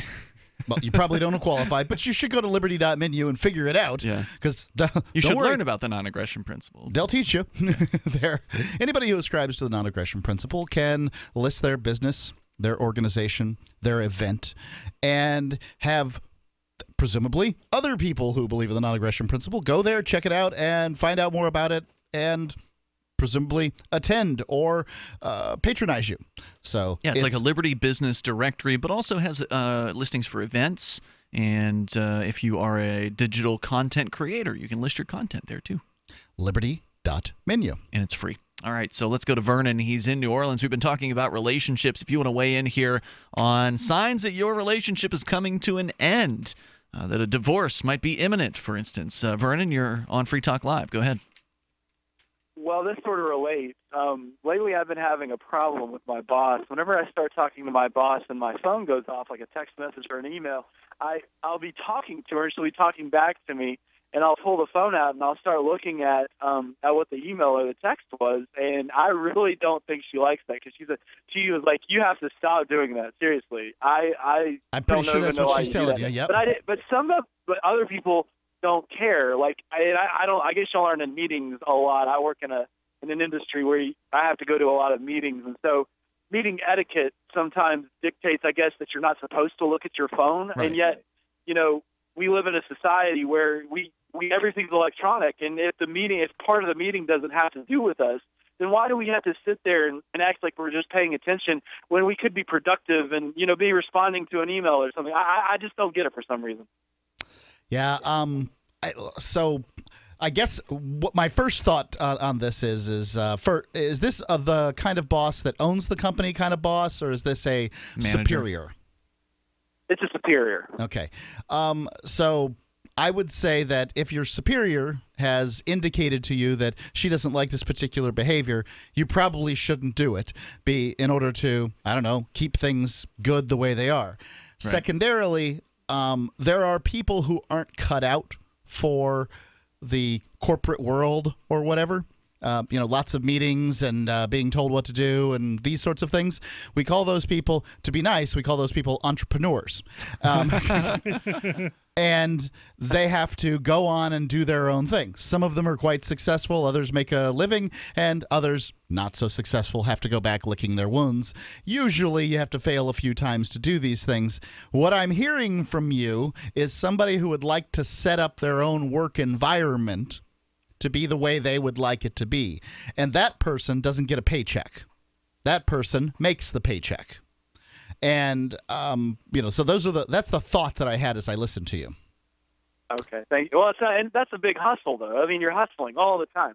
And I'm sure that you all could attest to that with Free Talk Live. And it's a good hustle. I mean, I'm not saying it's a bad thing, but, versus just going and doing your work and going home and forgetting about, work versus being an entrepreneur where it's work. It's 24/7 sometimes. It depends on what you're doing, of course, but I don't know. I don't know if that hustle is for me. I don't know. What do y'all think? Then do what they told you. Exactly. Yes.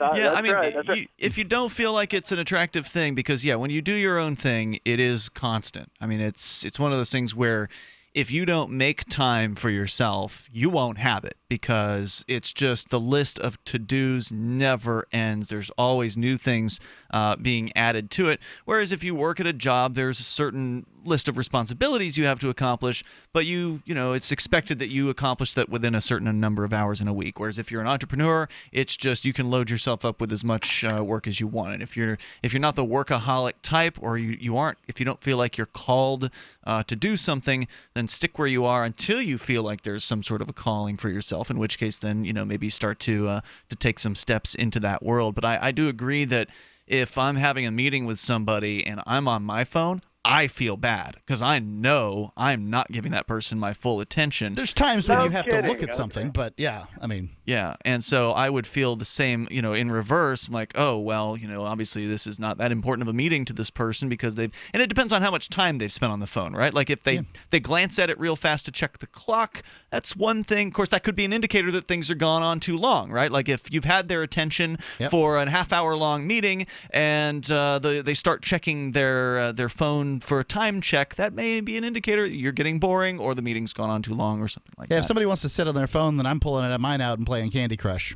Hey, thanks for the call tonight, Vernon. I appreciate hearing from you. The toll-free number here is 855-450-FREE, 855-450-3733. But certainly, if I had a employee kind of workplace where we have employees, we don't. This is just a radio show. If you're paying somebody by the hour, like them sitting on their phone is very, very upsetting. Right. You want their full attention. You're paying them for their full attention. Yeah. And that's why some of restaurants, for instance, have told their employees, you don't bring your phone inside. if you are a waitress or whatever, we don't want you on your phone. You leave that in your car. If you have a break, you can go out to your car and get on your phone then. But if you're like hanging out behind the bar looking at your phone, you're not cleaning the bar, you're not cleaning the kitchen, you're not, there's all kinds of things you can be doing. Customers don't like it either. The older you get, the less you like to see someone on their phone. The older a person is, the less they like to see somebody on their phone. I can tell you this: I went on a cruise during December. I paid to be there. Okay, I'm having breakfast by myself at a window, and some old codger decides to come along and tell me how he feels about young people being on their phone. I'm 47 years old. You were on your phone at the time by yourself at the breakfast place. Okay. I'm a successful businessman, and you young folks, you're a retired railroad worker. Tell you what. Go find some, and he sat down. Back in my day, we had a telegraph, and there was kids on that thing all the time. He and his wife sat down with me, like literally at the next table or whatever, and then he proceeded to tell me some more things he didn't like. Wow. I mean, and well, that comes back to the finding things you appreciate versus finding things to not like. Right? Yeah, and it's one thing to see a stranger on their phone. It's another thing to see somebody you're paying, or your loved one, your partner, or whatever, while you're trying to have a serious conversation with them about something. They've got their nose in their phone. Yeah. So the phones are designed to be interesting. The apps are designed to be interesting. There's nothing wrong with being interested in those things, but there's a time and a place. And absolutely, you need to figure out that time and the place. Yeah, I mean, we've had the issue here in the studio where I've caught you playing some video game at some point, Mark. That has happened. And it's like, hello, we've talked about this. It's Facebook is what has that too drawn me in the past. And, yeah. Or the chat room. And we love the chat room. We love the fact that Discord is... the chat room's right here in front of me right now. But you've been paying attention to me, and I haven't noticed that tonight. But there have been times where it's like... Yeah, the chat's cool. We love the chat, but the best time to pay attention as a host to the chat is during the breaks because it's still there. You can scroll up and see what you missed. Chat will distract me because it's one of those language things. There's more coming up here. 855-450 free like freedom. That's 855-450-3733. You can bring up what you want on Free Talk Live.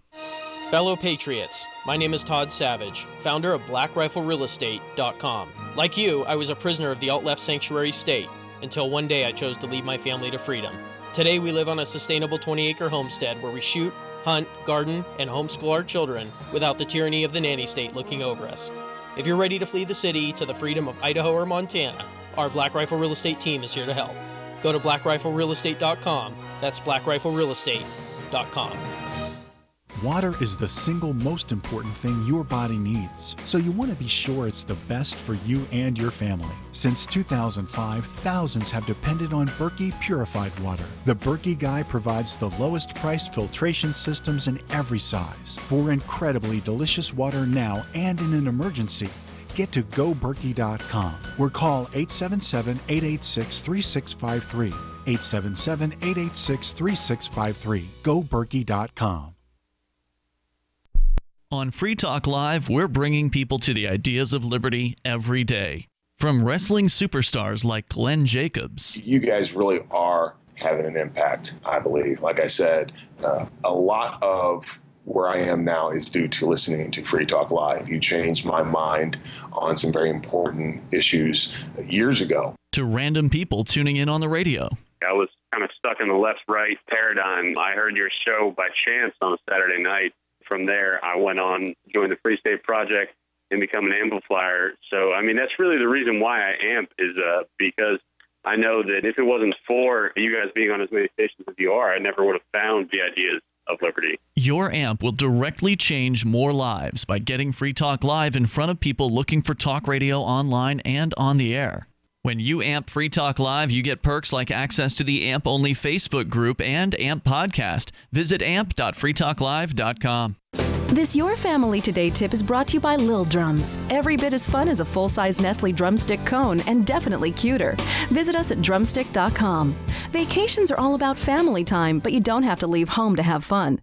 Take 1 weekend a month and devote it to family activities. Pull out the board games and puzzles, serve up some treats, or have a picnic. Even without leaving home, you'll feel like you've really had some time away. For more tips like these, visit us at parenthood.com/yourfamilytoday. So you've heard all 3 hours of the latest episode of Free Talk Live, and you're still hungry for liberty-oriented audio content? Did you know that we have another 24/7 audio stream at LRN.FM? The Liberty Radio Network airs the latest episodes of some of the best liberty-oriented podcasts on the internet around the clock. In addition to recorded content, you'll also hear live shows like Free Talk Live, originating from our Keene, New Hampshire studio. So listen anytime at LRN.FM. That's LRN.FM.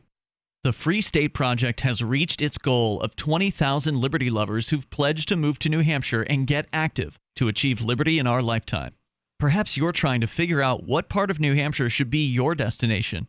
If so, consider Keene. You'll find more than 150 reasons to move to Keene at move.freekeene.com. Keene is famous for its historic, publicity-generating activism, as well as being the liberty media capital of the world. It's home to freekeene.com, New Hampshire's destination for liberty activism, news, and opinion. For years, we've been compiling over 150 reasons to move to Keene at move.freekeene.com, where you'll learn about some of what's happening here and what makes Keene a great place to live. If you love liberty, you'll probably enjoy anywhere you end up in the Shire. But do your due diligence first. Please visit move.freekeene.com for the full list of over 150 reasons to move to Keene. That's move.freekeene.com. What's up next? Visit the Liberty Radio Network program guide to find out at shows.lrn.fm. That's shows.lrn.fm.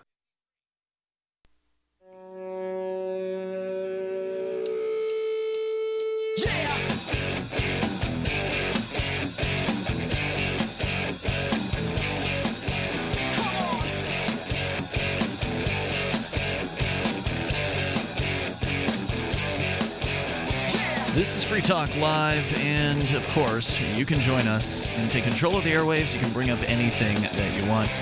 Our toll-free number is 855-450-FREE like freedom, 855-450-3733. The Skype username is LRN.FM. And joining you in the studio tonight, you've got Ian. And Johnson. And Mark. Bitcoin.com, great site for some of the basic information about Bitcoin, but also to get some really cool, useful things like a mining pool. So if you want to get involved in Bitcoin mining, you can do that through Bitcoin.com. You want to get the latest news headlines, you can get those through news.bitcoin.com. There's so many different features. There's buy.bitcoin.com where you can buy Bitcoin. And then there's many others like their tools section, which allows you to convert easily between US dollar pricing and Bitcoin pricing as well. There's just a bevy of options, and they're all free to use over at Bitcoin.com, with the exception of the mining pool. You've got to pay to get into the mining pool. And, of course, pay if you want to buy Bitcoin. But beyond that, every other site feature is pretty useful, and it's free. Bitcoin.com. Head on over there and enjoy. We've been talking about relationships and the end of those relationships. Obviously, getting into relationships is usually a pretty fun and exciting thing, but sometimes the fun and excitement just doesn't last. And there are certain indicators that may not be lasting much longer, that it may be on the way toward the end. We went through some of those. You're certainly welcome to add in your discussion here. And then we also talked about the last one in some level of detail, which was stonewalling, where the person, it's just the relationship's gone so far south that they're just not even talking to you anymore, and you're standing in the same room with them or something like that. And then that led to a discussion about distractions, people having their nose in their phone while they're supposed to be talking to you, and even at the workplace, which can be very, very frustrating, where you're paying to have that relationship. You've paid that person to be in a room with you, and that's a little bit of a different scenario than a voluntary, mutual, beneficial agreement where people just are supposed to just care about one another because they do. So you're welcome to comment here at 855-450-FREE like freedom. That's 855-450-3733. I don't know if there's a whole lot else to add into that discussion, unless y'all want to talk about any specific examples of how this has affected your relationships in the past. The only thing I can think of is that I did have somebody help me on my farm at one point, who was spent the majority of the time they were there looking at their phone. On a phone. Having some kind of text argument with a girlfriend. And you were paying them by the hour? Paying them by the hour. And every time I wanted them to do something, I had to call them away from this problem, and that was irritating to me. Yeah, and you didn't hire them to come back at that point, No, right? That was no. the end of them. Yeah, one day. Goodbye. And, in a situation like that, it wouldn't have really mattered that much long term because you didn't really intend to have a long-term relationship. But obviously having a conversation with someone who you want to retain for whatever reason is worth doing in most cases. Like, hey, I didn't really feel like you were giving it your full effort today, and the reason why is because every time I looked at you, you were on your phone rather than chopping wood or whatever it was that they were hired to do. And like I said, if you cared enough to try to rescue that relationship or that working relationship, you could have tried to do something. But one wood chopper versus another wood chopper, you just decided to let that person go. Yeah. So these are things where you don't always get a second chance, to make a good first impression on somebody like that. So if you're trying to make a good first impression, go ahead and leave the phone in the car. I think that's a decent idea. If you are tantalized or tempted by Facebook or by notifications, if you're the kind of person who it's like the Pavlov's dog, whenever that notification bell goes off on your phone and you pick it up, turn it over, turn it on, put in your code, and go check that notification. I think we talked about this once when we were reading one of those articles about phone addictions, where they looked at how much time somebody spends, not just in an app like Facebook or whatever, because your phone can easily record that, right? Like if there's certain ways that you can find out, well, how much time do I spend in all my apps, right? You can look at a list and see which ones you spend the most time in over a certain time frame.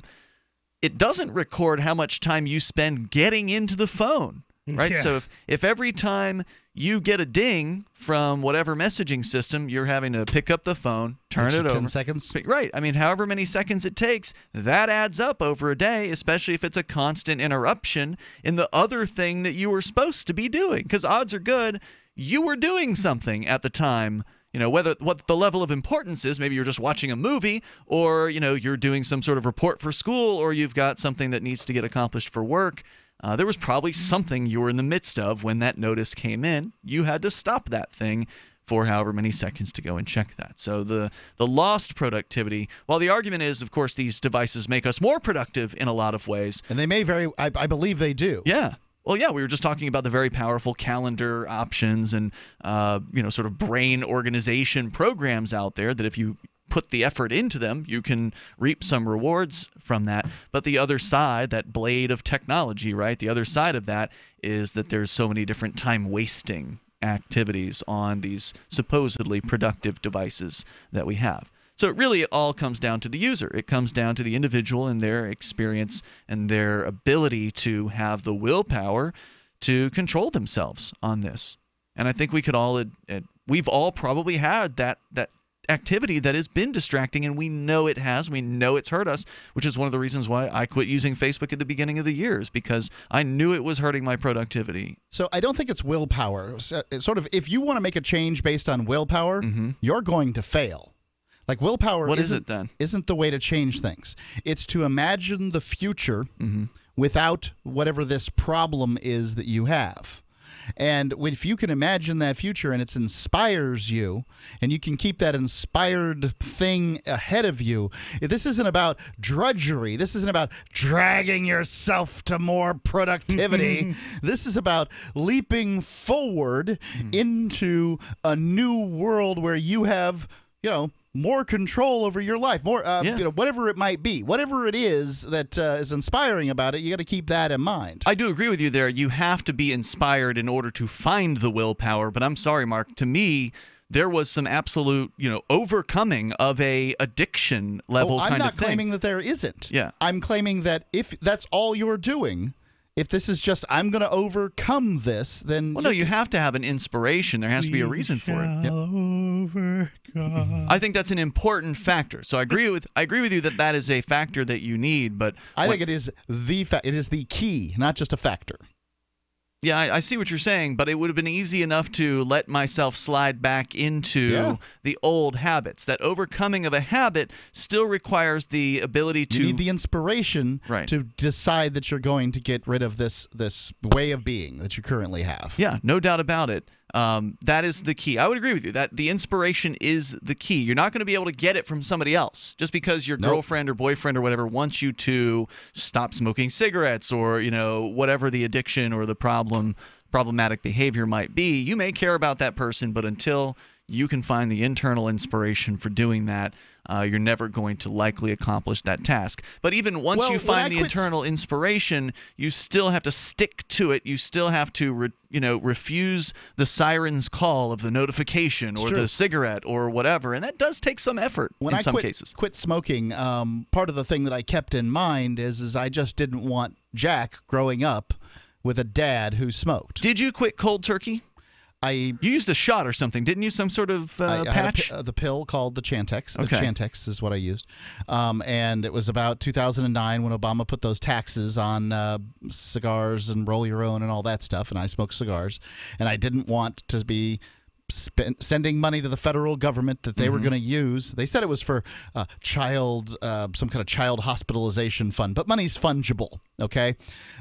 Which means that money ultimately goes to drop bombs on wedding parties. Yeah. And so I just wasn't willing. I would use that as an inspiration also, right? Like, if I choose not to do this, maybe a few more bullets aren't going to be fired into some, crowd of people. But you also used a tool to help you break that habit that would have been a very powerful habit. Had you not used that tool, you would have, going cold turkey would have resulted in some irritability, some other side effects. Sure I still have the irritability. The toll-free number here is 855-450 free like freedom, 855-450-3733. You can join us here on Free Talk Live. Coming up, homeschooling.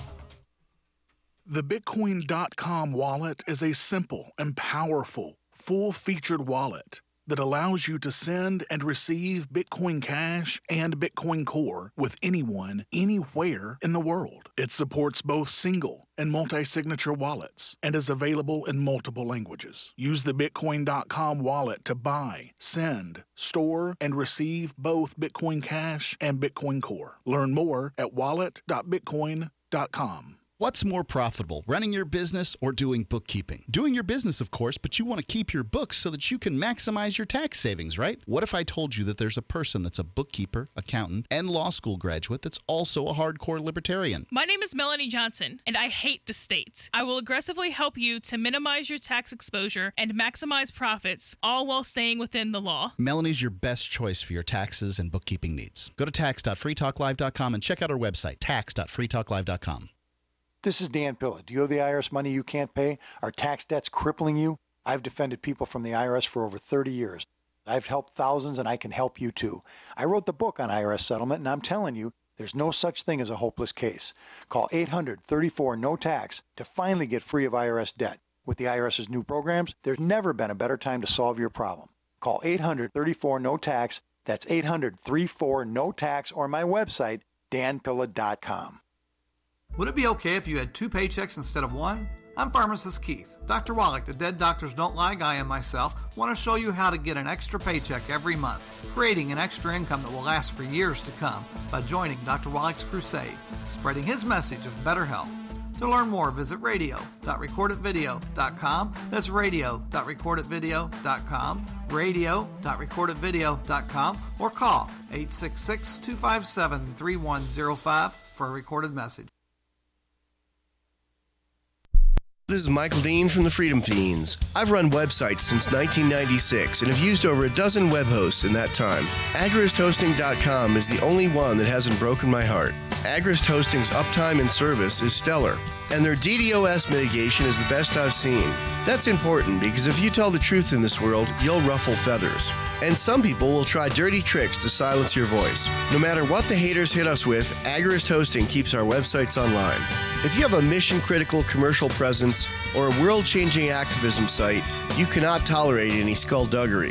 So go with agristhosting.com. Have a WordPress or blog site, but you're not satisfied with performance or uptime? Or just want raw hosting? Want to pay with Bitcoin? Agrist Hosting specializes in high-performance hosting with personalized service.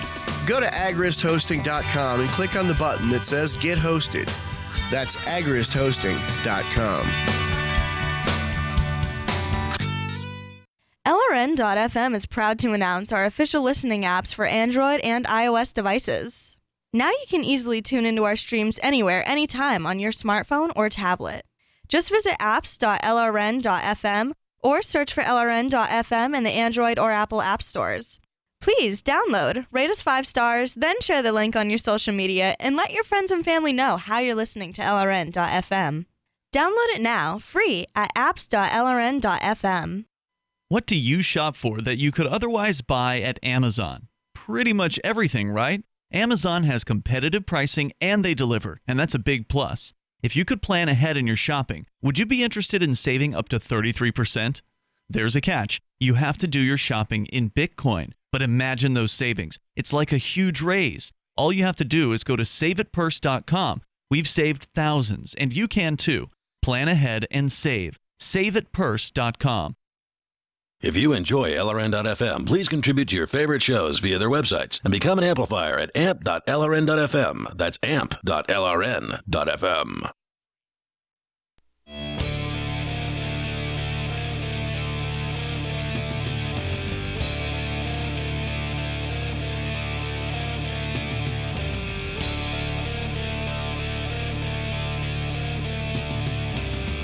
It is Free Talk Live. Dial toll free to join us right here. Our number 855-450 free like freedom. That's 855-450-3733, or Skype in to join us at Skype username lrn.fm. Plus the Discord on-air call-in line room, which is available to you.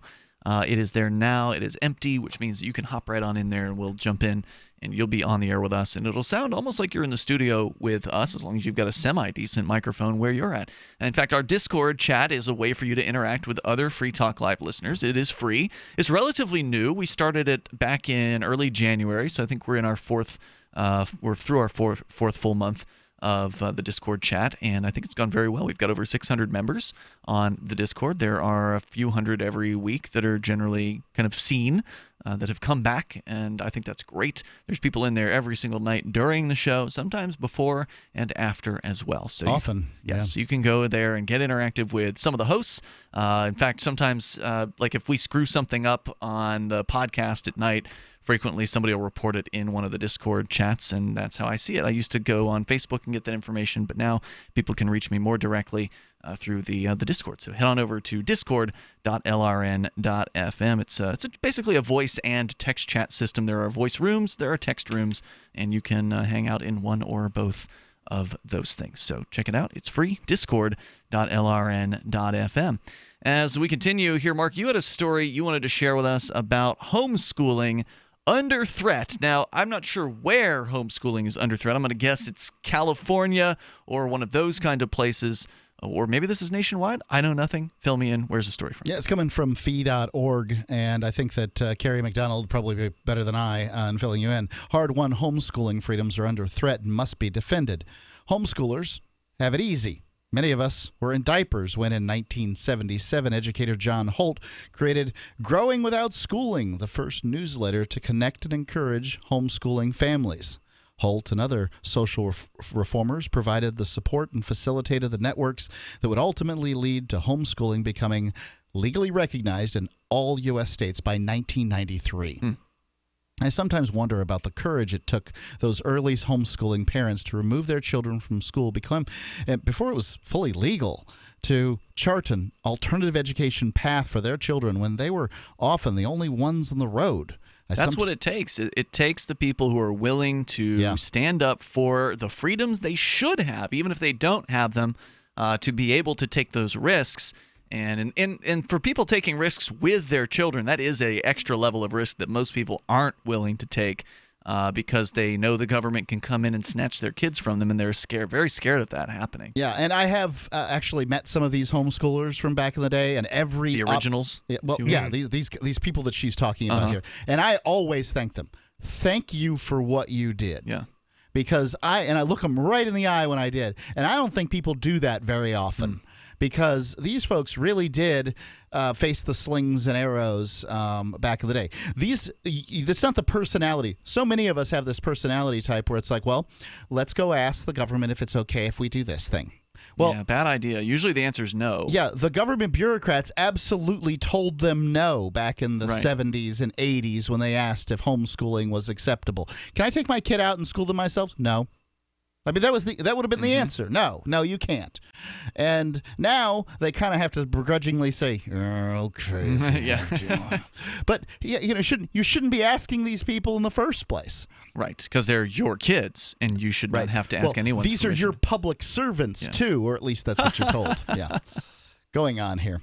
Now homeschooling's a legitimate education option with a number of homeschoolers hovering around 2 million. Not only legitimate, but actually very successful, right? You look at the homeschooled kids in comparison to the government school or even the private schooled kids, and they blow them out of the water. That's because I think the parents, two reasons, right? Like, so one kid's particularly precocious in a particular area, and you can provide better education to your child because it's a one-on-one situation. You have them all the time. Two, there's these parents that are like, come on, you're going to get this education. We're going to get you into college by the time you're 12. This is going to be great. Like they're just really sort of hyper, what do they call it? Type A personalities, that kind of thing. That much is all true, but I think that really the best thing about homeschooling is that no matter who your kid is, no matter what they are good at, what they are interested in, is that you can give them the best education for them at the time. And maybe that doesn't mean that they're the best at the spelling bee, or that maybe it doesn't mean they're the best at anything, right?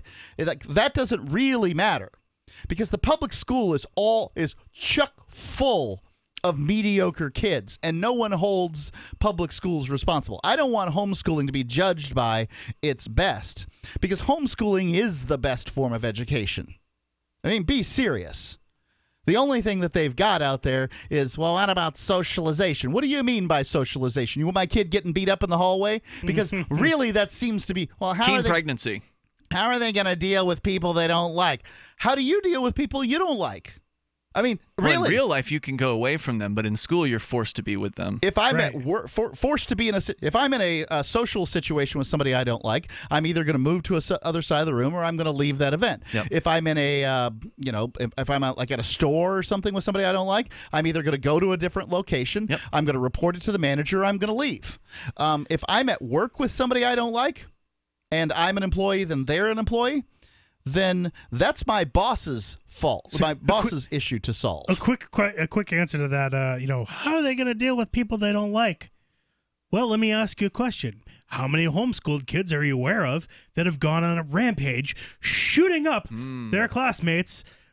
By Zero. Going and acquiring a weapon and just executing everyone they possibly can. Yeah, that's a great question. I don't know. Wasn't that Sandy Hook nutjob kid homeschooled? No. I don't recall that. Yeah, he was like, so. I think he might have been.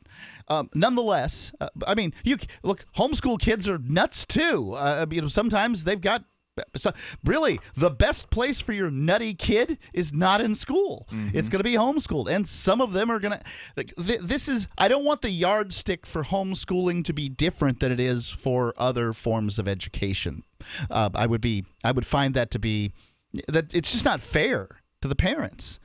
Look, they've decided that they were going to do this form of education. I think that it's quite possible that some kids are probably better off in some kind of, stylized education. Every form of education, somebody's going to thrive in that. Yeah, because people are different, sure. Government school doesn't make any effort to provide different forms of education. No, it's not designed for thriving. It's designed for the bare minimum, lowest common denominator. 5% of that population is going to thrive in that particular form of school. Great. Why would you take them out of that? Adam Lanza was barely homeschooled. He was pulled out of school at 17. Yeah. All right, there you go. Yeah. I remember. That's not really homeschooled. Fine. Look, he was homeschooled. I don't know what to tell you. For what, like a month or something like that?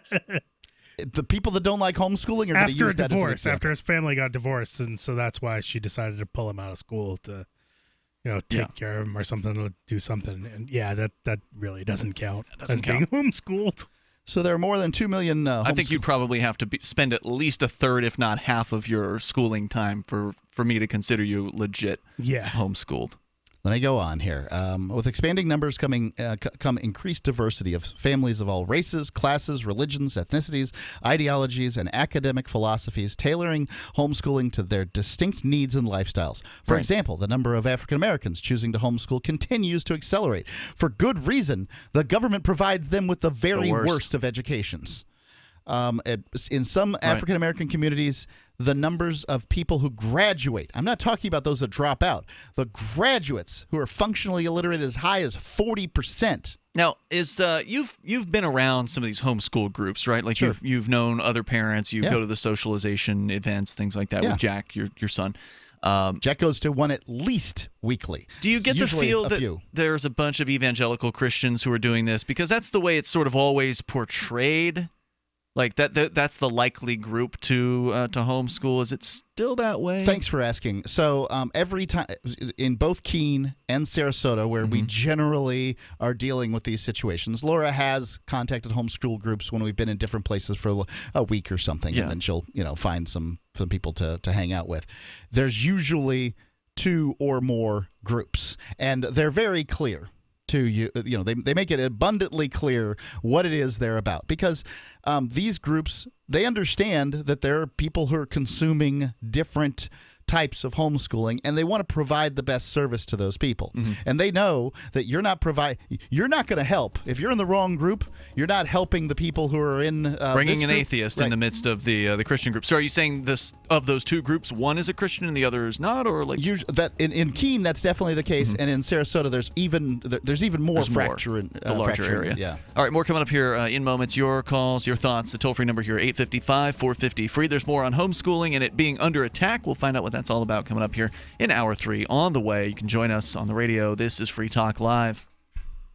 I tried other brands, but I came back to my Sunshine. For the best hot or cold pain relief, get the best. Get a Sunny Bay heating pad. Sometimes life can be a pain in the neck or back or shoulder. And the best relief for that pain is a Sunny Bay heating pad. Did you know that the American College of Physicians said that one of the best ways to treat muscle pain is heat therapy? Sunny Bay heating pads are handmade with high quality, can be used at home or at work, and have a lifetime 100% positive rating on both Amazon and Etsy. Why take another pill? Many people use our Sunny Bay heating pads alone and got rid of the neck pain. Long distance travel or long hours in front of a computer can take its toll on your body. See why our homegrown small business at sunny-bay.com has tried to help people just like you. Get your Sunny Bay heating pads at sunny-bay.com. That's sunny-bay.com, or call 253-678-1361 for hot and cold therapy. sunny-bay.com. Looking for a great real estate investment? Consider New Hampshire, which is ground zero for the Liberty Movement. Your first call should be to Mark Worden from Porcupine Real Estate. He's more than just a real estate agent. He's your New Hampshire concierge. Where are the best places to live? Do you want farm, city, the burbs, or forest? Do you want a duplex or multifamily building so that renters pay your mortgage? There are homes in all price ranges in New Hampshire, and Mark can help with financing too. Invest in liberty and property. Mark Worden can help. PorcupineRealEstate.com. There are lots of ways to listen to Free Talk Live. Our podcast has been around since podcasts began, and now the FTL feed is loaded with content besides our full show archives. Did you know that we make it easy for you to customize your podcast subscriptions? We have different feeds, one that includes only our full shows, one with just the Daily Digest, and one with just the Edgington Post. You decide what you listen to. It's quick and easy to customize your feeds at feeds.freetalklive.com. That's feeds.freetalklive.com. You're listening to the live edition of Free Talk Live. Hour number 3 is next after the news here on the Liberty Radio Network at LRN.FM.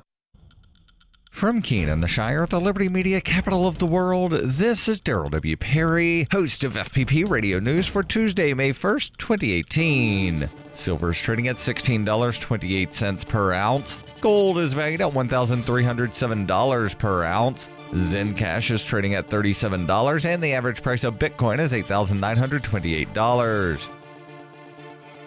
Antiwar.com reports unnamed Iranian officials were quoted in the Tasnim news agency denying reports Monday that an overnight Israeli attack on Syria hit Iranian bases and killed mostly Iranians. They said the claims were baseless and that no Iranians were killed at all. The Israeli attacks began Sunday night with bunker-busting missiles hitting arms depots in Hama and Aleppo provinces. The strikes destroyed some 200 missiles and killed between 16 and 26 people, according to various accounts. Those accounts all claim the majority of the slain were Iranians. This discrepancy may be because Iran and Western media have different definitions of what constitutes an Iranian. Tasnim's comments appeared to make clear that none of the slain were Iranian military advisors who were deployed in Syria. Israel claims Iran has 80,000 fighters in Syria, though, and the vast majority of them aren't really Iranians. Rather, the habit has been to portray Shiite militia members supporting the Assad government as Iranians, even though large numbers are from Iraq, Pakistan, and Afghanistan. It may be that militia members were killed in the strike. The Israeli strikes were so big and caused such an explosion that they actually registered as an earthquake of 2.6 magnitude in Hama. Israel has yet to officially comment on the attack, which is not unusual. Syrian state media accused U.S. and British missiles of being fired during the salvo from Jordan. That appears not to have been the case, however. The Israeli strike may be less about targeting anything in particular than about testing their ability to keep attacking Syria. After the U.S.-led attack on April 13th, there was growing expectation that Russia would limit everyone's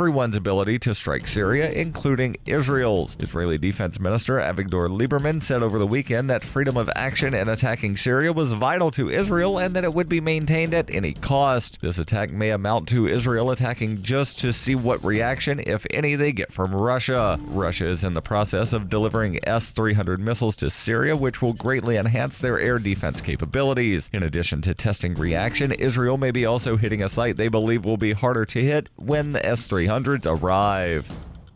For over 40 years, Roberts & Roberts Brokerage has been a trusted source for buying and selling precious metals. Gold, silver, platinum, and palladium. They don't feed the banks. They're Bitcoin preferred and have removed the minimum purchase amount for all orders paid in the digital currency. Call Roberts & Roberts Brokerage today for knowledgeable advice on buying and selling precious metals and a forward-thinking approach to new technologies. 800-874-9760 or visit online at rrbi.co. UPI reports former Alabama Senate candidate Roy Moore filed a lawsuit on Monday claiming the women who accused him of sexual assault sought to defame him as part of a political conspiracy. The suit, jointly filed with his wife Kayla Moore, names 3 women who made accusations against Moore, including Lee Korfman, Beverly Young Nelson, and Tina Johnson as defendants, as well as 2 other people. The lawsuit claims Korfman, Nelson, and Johnson were the only women to accuse Moore of improper conduct and did so with the intent of derailing his Senate campaign. Zencash is an end-to-end encrypted system with zero-knowledge technology over which communications, data, or value can be securely transmitted and stored. Zencash has one of the most distributed node systems of any cryptocurrency. Zencash is a platform for cryptocurrency and communications built by voluntarists for voluntarists, with the ideas of voluntary interaction being written into the white paper no less than half a dozen times. Learn more at zencash.com. Reuters reports Arizona school teachers vowed to continue their walkout over salaries and school funding on Tuesday as lawmakers considered a proposal advanced by the governor and legislative leaders for ending the latest in a string of statewide protests by U.S. educators. Arizona's strike has kept the vast majority of its 1.1 million school children out of classrooms since teachers walked off the job last Thursday. It follows similar walkouts by teachers in West Virginia, Kentucky, and Oklahoma that marked the first statewide U.S. teacher work stoppages since the 1990s. Thousands of red-clad Arizona teachers flocked to the state capitol in Phoenix for a third day on Monday to press the legislature for greater education spending as lawmakers opened talks on various state budget proposals. Arizona Governor Doug Ducey last week announced a deal with legislative leaders to raise teachers' pay by 20% by 2020, along with $371 million in new funding over the next 5 years for improvement in school infrastructure, new school buses, and upgrades to technology and curriculum. This has been FPP Radio News. Online at fppradio.com. This week, the Forest Service rolled out a brand new Smokey the Bear campaign in which the popular mascot burns to death. They say they hope the shocking turn will get people serious about preventing forest fires for once. The new campaign depicts Smokey the Bear noticing a family leave a flame unattended. Before he can put it out, the entire forest is consumed and Smokey dies in agony while trying to fight the blaze. Despite educating the public for over 70 years, the Forest Service says wildfires have only gotten worse and it was time to take their warnings to the next level. The new ads aim to show that if Smokey the Bear can be killed by the very type of fire he works so tirelessly to prevent, it could happen to anyone at any time. So what's next for the long-running campaign? Well, now that their primary spokesperson is out of the picture, the Ad Council says the PSAs will shift focus to a new character named Little Brian. He's the boy whose family caused the fire in the first place, and he's grappling with crippling guilt over Smokey's death. This is the Onion News Network.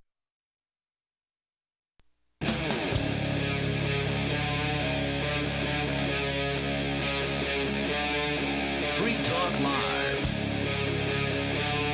It is Free Talk Live, and of course you can bring up whatever you want. Our number here is 855-450 Free Like Freedom. We're launching into the third hour of the program, talking about homeschooling. And a story, was it Foundation for Economic Education, I think, is published here, talking about homeschooling under attack once again, apparently. We'll get to that. We haven't actually hit that portion of the piece because we sparked a conversation just sort of generally about homeschooling and is it still this evangelical-only thing? Turns out, no. There's actually been an expansion. I don't know that it ever really was. It has been sort of portrayed, maybe falsely, as that. Certainly, those are a group of people that had early on wanted to get their kids out of the government schools. I think that it was both sort of the hippie moms and the evangelical types, but they started in different places. Mm-hmm. So they tended to, just the groups tended to exclude each other and grow into their different areas, is what I think sort of happened. So Ian Johnson and Mark here in the studio. If you want to join us, our toll-free number is 855-450 Free Like Freedom. Our Skype is lrn.fm. Our Discord chat is discord.lrn.fm, and there's a on-air call-in line room there for you to use. If you want to comment, maybe you are a homeschooler and you want to weigh in on this. Like, how do you feel as though you've been attacked? But what is the news, Mark? Where are the attacks coming from? Well, they're still giving a little bit of history here.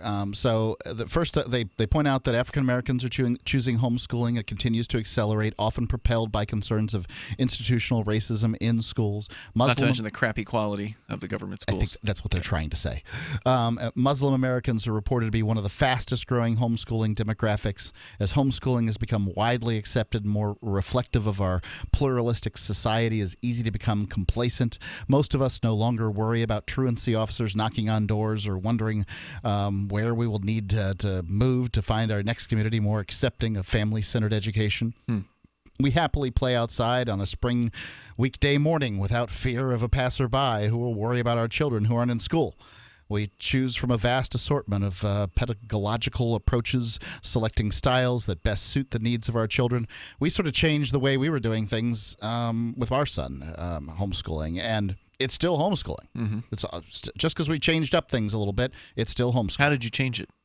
We had previously sort of ascribed to that unschooling philosophy. Kids will learn on their own as they need to learn and these sorts of things. Some people have had tremendous success with that. Absolutely. And again, all I've said during this is that people should do the kind of methods that work best for them. I tend to think that the government school education, which is nearly the same everywhere, not of the same quality, but of the same sort of brand, same way of doing things, it seems really odd that all the kids would be really good at doing things this way. If your kid is good at government education, by all means, keep them in there. If they aren't doing so well, there's probably a better way to do this. I would say even if they are good at government education, they could be better without the restrictions. Who knows what they're missing out on if they're not actually able to decide what they want to learn, because the government schools are very restrictive in their options. So, you want music class? Do you want to be in the computer class or the art class? That was it when I was going to school. Anyway, so you changed to more directed, or? Yeah, well, so we got some. I felt like Jack was not Playing too many video games or what? Yeah, well, he doesn't get to play video games. He gets a certain amount of time during the day to play, screens and stuff like that. Yeah. But he just wasn't learning math, and I felt like we were failing him. I always called this family-directed learning, and I'm not going to sit around if he's just not learning. I tried to do things that would help him learn math, and those systems weren't working. So I went and got some homeschooling books about math. These in particular were Star Wars based, and so he loves that crap, huh? Counting up X-Wing fighters and learning multiplication. That's Great. cool. So they have homeschooling tools that you can use.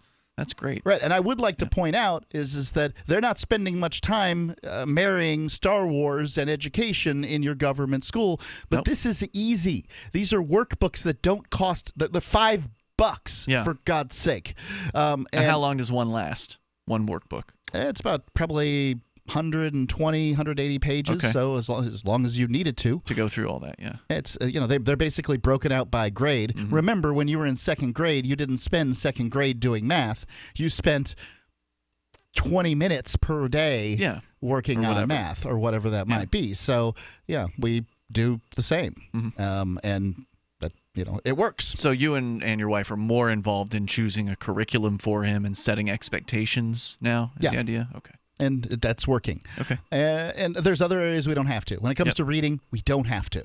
He just wants to read, loves to read. Right. There's all kinds of things in books that he wants to consume, so we don't have to do that, and there's no particular reason to. Okay. So anyway, but the freedom's precarious. Our modern homeschooling freedoms also come with the responsibility to protect those freedoms. While we may not have to fight to secure our homeschooling rights, we should certainly fight to keep them. As homeschooling moves from the marginal to the mainstream, it can trigger state efforts to curb freedoms, heighten regulations, and increase oversight.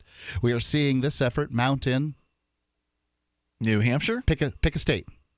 New Hampshire. California. Okay. As the egregious case of alleged abuse. I had already picked California. You had. That's why I was trying to hand this to you, but apparently that didn't work out. The egregious case of abuse alleged by the Turpin family, who has led to a recent legislative efforts. Excuse me, this is the alleged abuse by the Turpin family. Do you remember that one family where, like the father and mother were starving the kids? And oh no. Yeah, you can't remember this? I mean, I've heard foster kids there was this being weird starved. situation where they were like going on vacations and the kids were following them. And it's like 30-year-old kids that are being dressed up like 12-year-olds. And yeah, I remember hearing about that. Yeah. Well, we read the story here on air. It was pretty crazy. And California wants to crack down on homeschooling. They're using it as an opportunity. The government never lets a crisis go to waste. Right.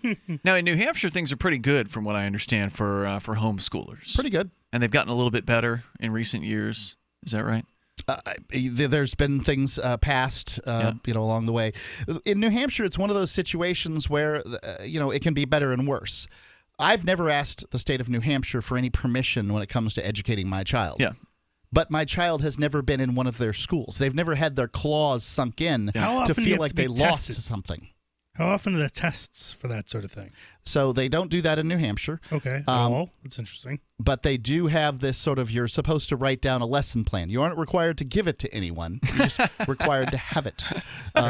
And I don't think you're actually required to deliver it if someone asks for it. Right. But nonetheless, you're supposed to have this lesson plan that you file every year.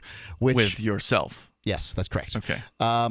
So and that's really about it as far as the laws. Right. Again, I'm not a lawyer. You shouldn't take my advice. When Lesson it comes plan. Step 1.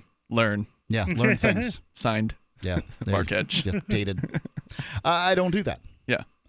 But I will point out that my son has never been in their schools, and they never felt that feeling of loss when that little check from the government. I don't know how they get their funding, but I suspect it has to do with numbers. It's based on the number of pupils. Right. So they never had that number. They never felt the loss surrounding that number. It probably is worse if you're if you've got the wrong bureaucrat at the head of your town's school, and you take your kid out of their school, they're probably going to push the full extent, because the teachers union in New Hampshire really wants your kid to go to government school. Yep. And they will do anything to make that happen. By the way, if you want to see a really entertaining video about the teachers unions, or to some extent the NEA, which is the National Education Association, Educators Association, which is the big teachers union for the whole country, from what I That's the understand. National Endowment for the Arts. Definitely not them. They had sponsored this anti-gun event that happened outside of the 420, which was, a week or so ago here in New Hampshire. And one of our sometime co-hosts, Vincent, was there. I was there as well, but I spent most of my time up at the 420. Some of the libertarians went down to this anti-gun event, which, again, the NEA was one of the main sponsors of. Their branding was all over this thing. And, of course, they trotted out speakers from other states. So they had people from, Pennsylvania or Washington, D.C., or wherever else coming there to speak, which was interesting because it made me wonder, how many of the people at this anti-gun event are actually from New Hampshire? And if you want to watch a really entertaining video, it's up right now at freekeen.com. Vincent got some great footage of people holding up basically troll signs like, scared of guns in New Hampshire? Move to Massachusetts, the nanny state. And then you watch the NEA representatives walk around chasing the guy with the sign, trying to hold their sign in front of his sign, and they play Benny Hill music during it. It's fantastic. Check it out. More coming up here. It's Free Talk Live. Was such a sweet, lovable animal, and people would want to pet him, and they'd come up and they'd get close to him, and it would be this instant, oh! My dad didn't want to touch him. It's like, ooh, get the stinky dog away from me. Even after we'd give her a bath, she would still stink. Very stinky, both bad breath and bad gas. I asked the vet, and he said some dogs are just stinky. Does your dog itch, scratch, stink, or shed like crazy? Come to Dinovite for help. DINOVITE.com. The omega-3 fatty acids. Flaxseed, zinc, alfalfa, the digestive enzymes that are cooked out of regular dog food. The ingredients convinced me that it was definitely worth trying. After about a week, he started smelling normal. My husband and I were really kind of astonished. Dinovite is nutrition. 859-428-1000. DINOVITE.com. Mother's Day sneaks up, and we hit the panic button. We get suckered into online flower giants pitching $19.99 flowers that end up costing $60. Or we grab last-minute produce department flowers that smell oddly like green onions. That tells Mom you didn't care enough to send flowers from the Bouqs. That's short for bouquets. And they're bouquing awesome. Bouqs flowers are as unique and special as your mom. They're freshly cut from Bouqs farms and delivered straight to your mom. So they last weeks, not days. Bouqs even has farms located on the side of a volcano that produce flowers so gorgeous, Mom will post pics of them and brag about you. And because Bouqs cut out the middlemen, you'll get amazingly fresh flowers at an amazing price. Show Mom how much you care. Send her artisan design flowers from the Bouqs. Order today and get an extra 15% off when you enter FTL. That's BOUQS.com. And remember to enter FTL to save an extra 15%. Bouqs.com. Is spreading the message of liberty, cryptocurrency, and peace around the globe worth $2 per month to you? As you may already know, in addition to our internet feed, LRN.FM broadcasts on free-to-air satellite across North and Central America, as well as Sub-Saharan Africa. And we've been available on satellite for free 24/7 since 2010. The LRN.FM free-to-air satellite signal is reaching some of the most oppressive regimes in the world, and there's no doubt our ideas are making an impact. You can learn more about the channel's impact by watching the 3-minute video at fund.lrn.fm. If you'd like to help free minds globally with our ideas of liberty, cryptocurrency, and peace, you can donate as little as $2 per month via fund.lrn.fm. You can help us continue and expand our satellite broadcast to multiple continents. Visit fund.lrn.fm today, and thank you for your help. Don't forget to share the link on social media. That's fund.lrn.fm. LRN.fm now has a Discord. Discord is a free text and voice chat platform, and we now have our own server with a bunch of channels at discord.lrn.fm. You can join other listeners as they chat about various things during our live shows, or anytime, day or night. Discord software is available cross-platform, so you can have it on whatever device you want and take your chats anywhere. Join our Discord at discord.lrn.fm. That's discord.lrn.fm.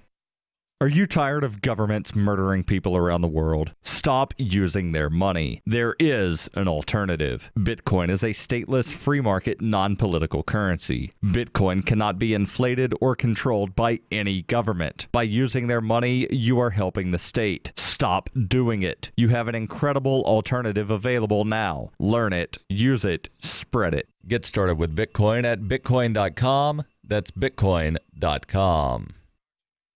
Join the LRN.FM Discord for live chat 24/7 at discord.lrn.fm. That's discord.lrn.fm.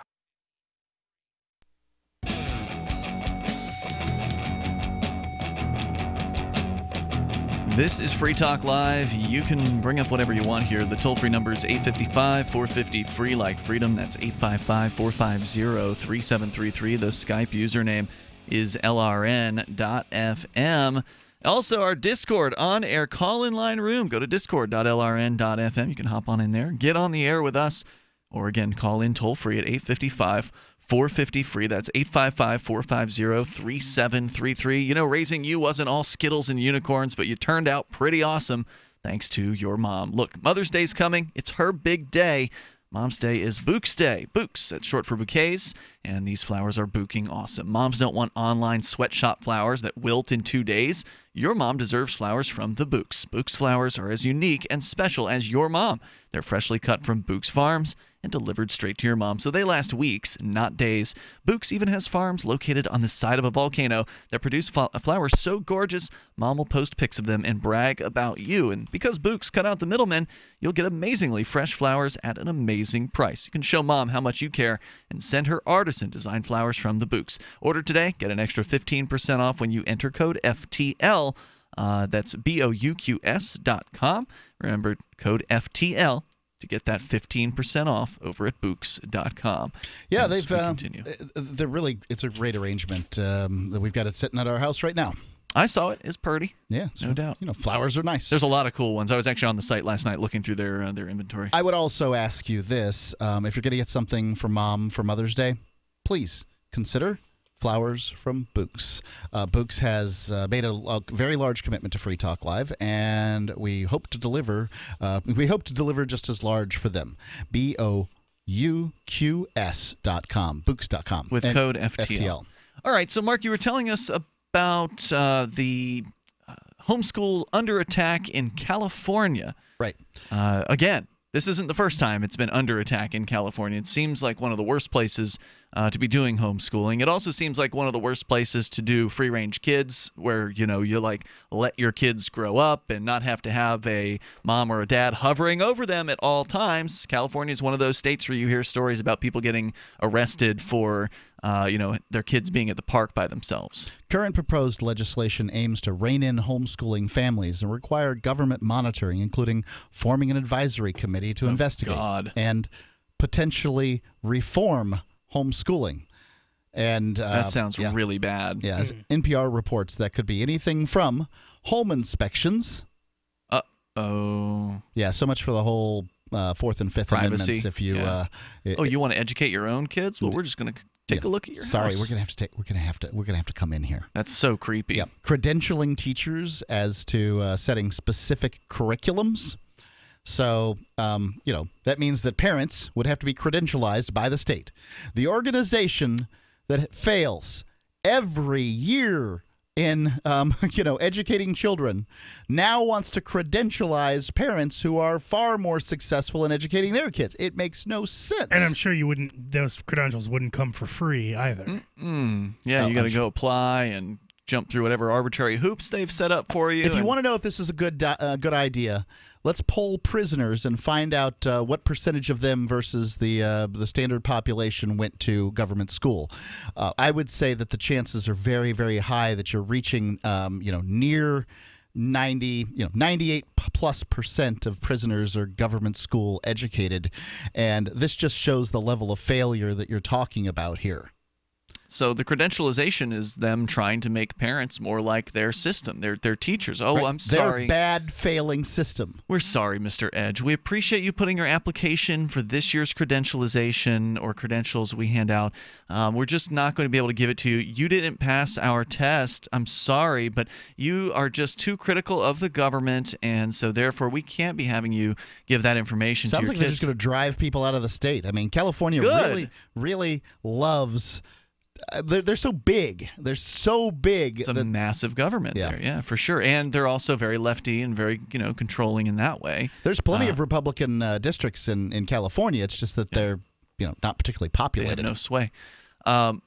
So, yeah, I agree with what you say. People should leave places like California. It's the 49th most free state, so it's pretty bottom of the pack. Don't move to New York. New York's even worse at number 50. And it's way in the lead, by the way. California is way ahead of New York at 49 compared to 50 is what you mean. Right. And New York is very, very 50. Right. I guess. So you're still talking about bottom of the pack, worst of the worst. If you care about freedom, if you love liberty, you really ought to look at New Hampshire as an option. It has been consistently ranked as like the best place to raise a family.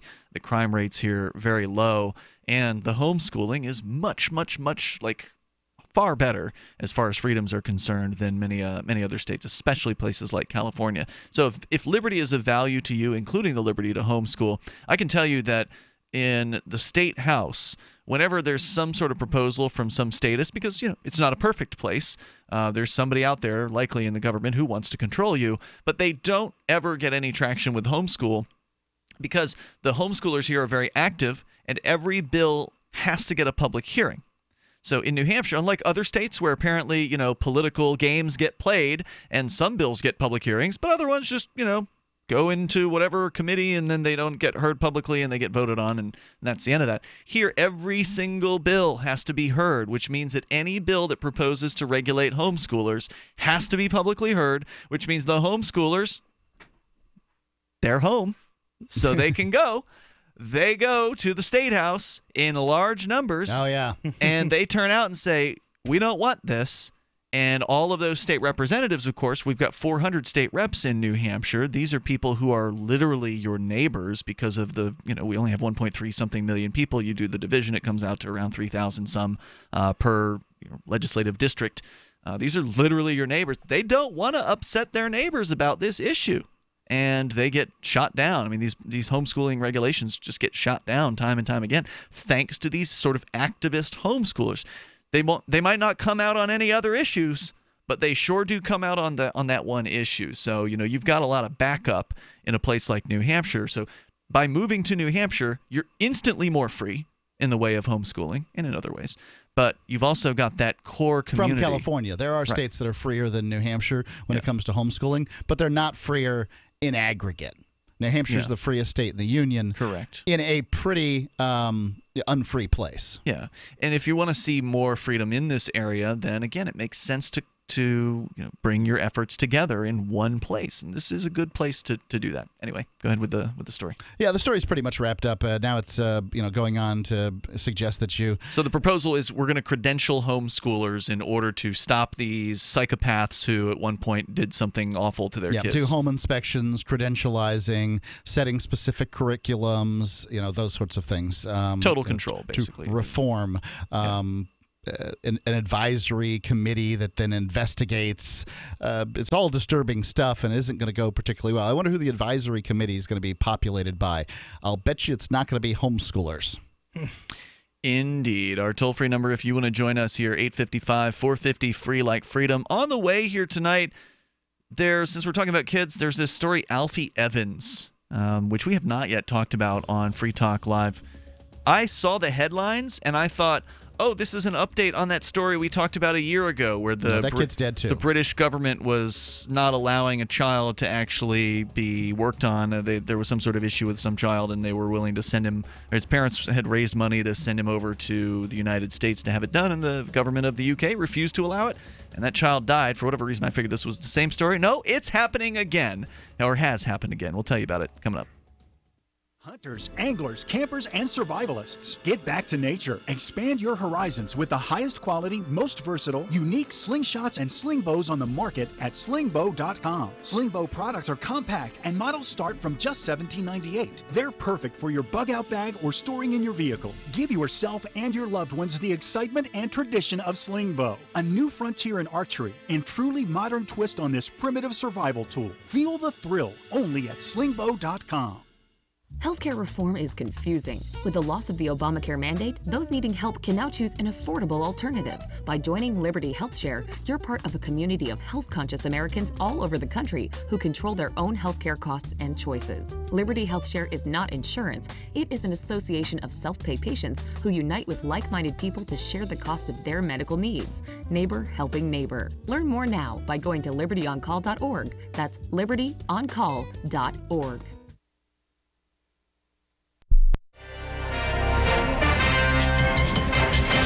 Overburdened with material comforts, America's wealthy can expect another disappointing holiday this year.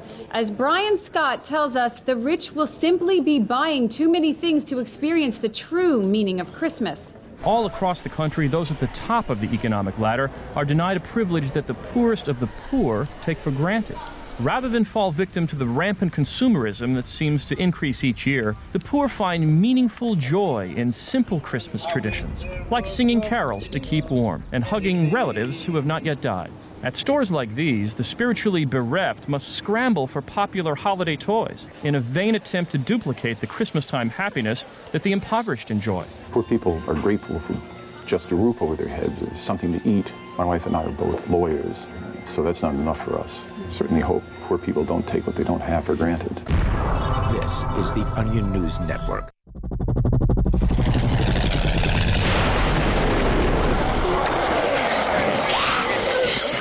In Survivor Max 2, School Bites, Max must scavenge through a wasteland swarming with the undead. Desperate to find the medicine he needs, he discovers a community of survivors at his former school. Has he finally found the safe haven he's been looking for, or will he discover that school bites? Look for Survivor Max on Facebook, read reviews on Amazon, and read Chapter 1 at survivormax.com. The three most important things you can do for Free Talk Live are: 1. Share one episode a week on Facebook or in some other social networking site. 2. Buy the things you buy online through shop.freetalklive.com. 3. Give $5 a month to the AMP program. It's my firm belief that Free Talk Live's AMP program is the best use of your charitable dollar among liberty-oriented organizations. Support all the organizations you love, but make sure you give $5 a month to AMP at amp.freetalklive.com. Since time began, tyrants have taken aim at personal liberties. Now there's a movie that aims back. The government has no more right to tell us what to put in our bodies than they have to take our guns or tell us what books we can read. 6 drug police were eaten by bears while raiding a marijuana farm. On your knees, you dirty hippie! Jesus. On your knees! What's the problem, officer? Today, many cops who enforce pot laws do so only because it provides them with cushy jobs, good benefits, and a chance to push people around. I was an undercover narcotics officer. The drug war is nothing but a farce. The Second Amendment says you gotta keep you and your gat intact. Guns and Weed, The Road to Freedom. A film by Michael W. Dean and Nima Vadadi. DVD available now at gunsandweed.com or on Amazon. That's gunsandweed.com. Makes the perfect gift. Remember, that's gunsandweed.com. You're listening to the best liberty-oriented audio streamed around the clock, on the air and online. This is the Liberty Radio Network at LRN.FM.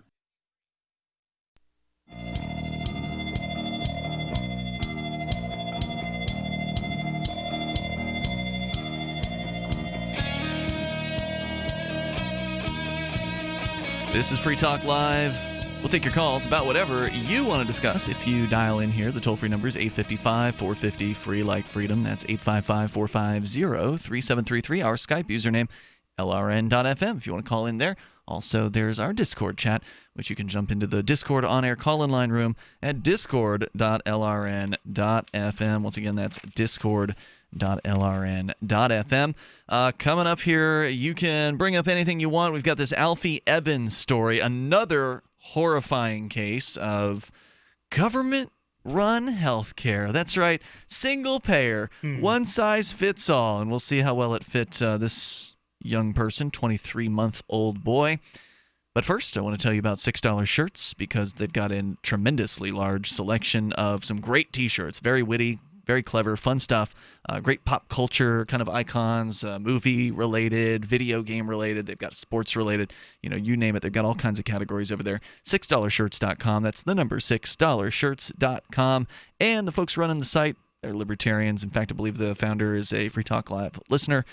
As I the guy I understand it. communicate with, yeah. Yeah, $6shirts.com. I got some cool new ones from $6 shirts. I've got the Snake Plissken shirt that it looks great on you too. I've already broken out here. It's got like a silhouetted Snake Plissken on it, just against a red background. Now you can actually change the colors of the shirts in a lot of these cases. Oh, yeah. So you pick the sort of the background color and whatever. Red is totally the right color for that Snake Plissken thing. Right, because it's sort of like it's almost like the Che kind of look to it.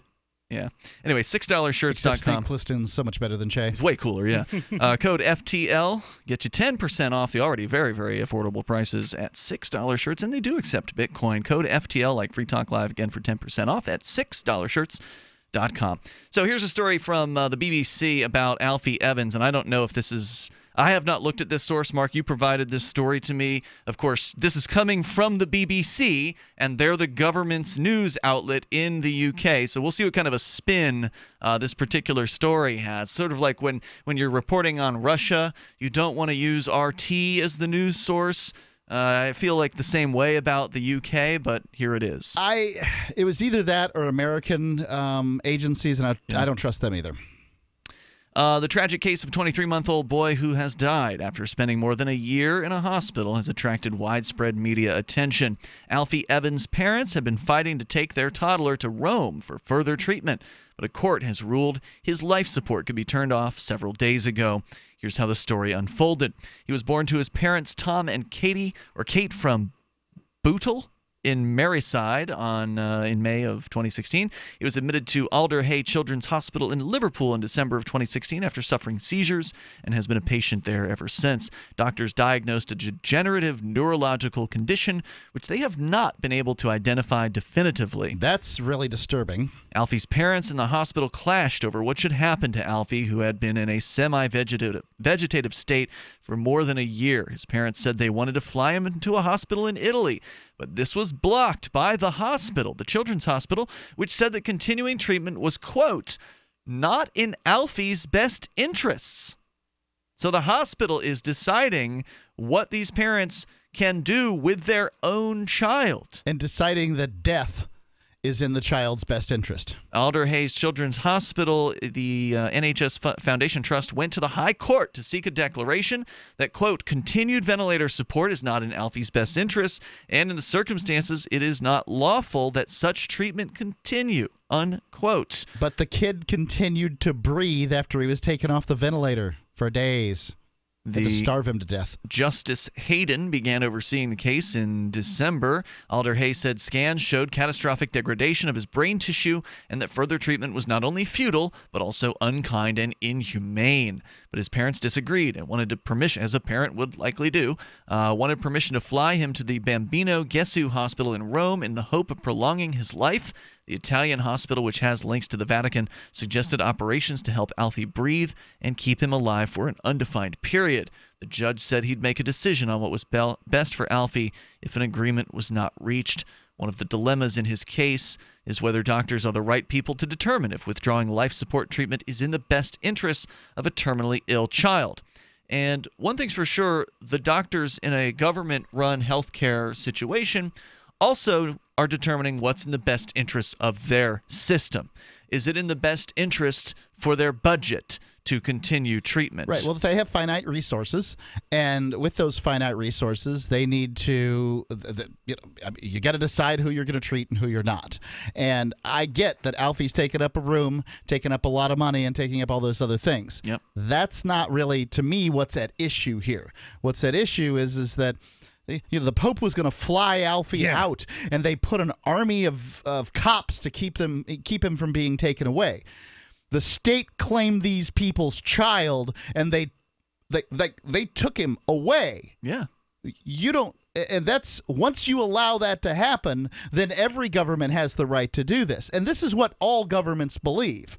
They believe that you are their human resource and that your children are theirs. The homeschooling discussion we had is another arm of that. It's not as vicious or as life-ending or life-threatening of a situation, but it's still the same mentality of we should decide. We, the government, should decide what happens to your kids. It's going to be interesting to see what happens with this because, I mean, it's such a huge story. It's so it's blown up for sure. And what is, well, the kid's dead, right? That's what happened. Yeah, I mean, that's just what's happened now. But what's going to happen, in terms of obviously this family is upset. Is there going to be any kind of they have no standing. They have no standing, well, other than the fact that people are outraged. Won't matter. What'll happen? Well, they were outraged the last time this happened. This happened a year ago. In fact, it references the other story here. One of the key arguments presented by the parents was that they should decide what's best for their son. Well, duh. I mean, that seems like self-evident to, I think, most people who don't have a complete statist mindset. But in the world of the statist, in the world of the person who loves the government, who thinks the government knows what's best, they will defer to the so-called experts. Oh, that man has a lab coat on. He knows what he's talking about. Right. It's one thing if you say that, look, we only have the resources we have, and we can't focus them on this one person sucking up a whole bunch of resources. I could deal with that conversation. It's the other part of this where they say we must keep our legitimacy, and in order to keep our legitimacy, this kid has to die. We can't be proven to be wrong because these parents have another man with a lab coat in Italy who's saying, yeah, I could help this guy if you can get him to me. And that's where the government's coming in and saying, we're not even going to let you take your child down there to even see if this other treatment could possibly work. Because if it does work, we'd look bad. Right. And that's the other thing is that government medicine has always been critiqued in the area of innovation. So if you have government medicine all over, where's your innovation going to come from?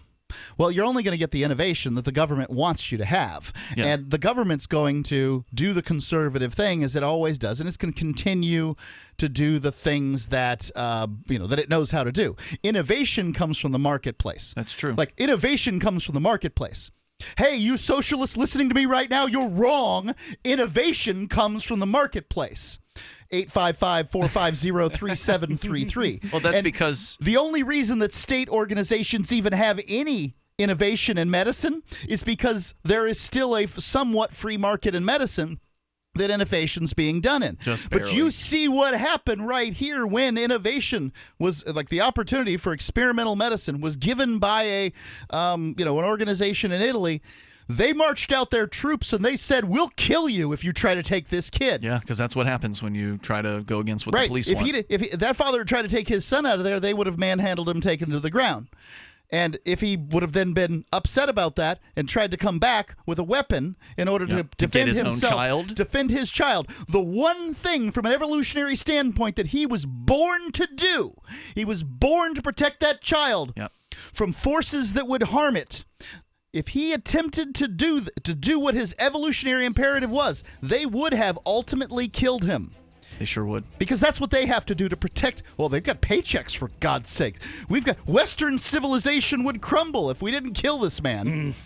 Those arguments have been made. We've seen those arguments made by prosecutors who've gone after some of our activist friends. It's like, oh my God, jury, if you were to find this activist who did civil disobedience not guilty, Western civilization itself would crumble. That literally was one of their arguments. That's where they run. There's more coming up here. Free Talk Live. Does your dog itch, scratch, stink, or shed like crazy? Come to Dynavite for help. Order a 90-day supply of Dynavite. Pick up 2 bottles of Lico Chops, get the 3rd bottle free. New improved Lico Chops with omega-6, omega-3, vitamin E, and now 6 extra direct-fed microbials. Even better for the digestive tract and immune system. And dogs love it. Try Lico Chops. Buy 2, get 1 free. This is Henry Lukasevic for Dynavite. DINOVITE.com.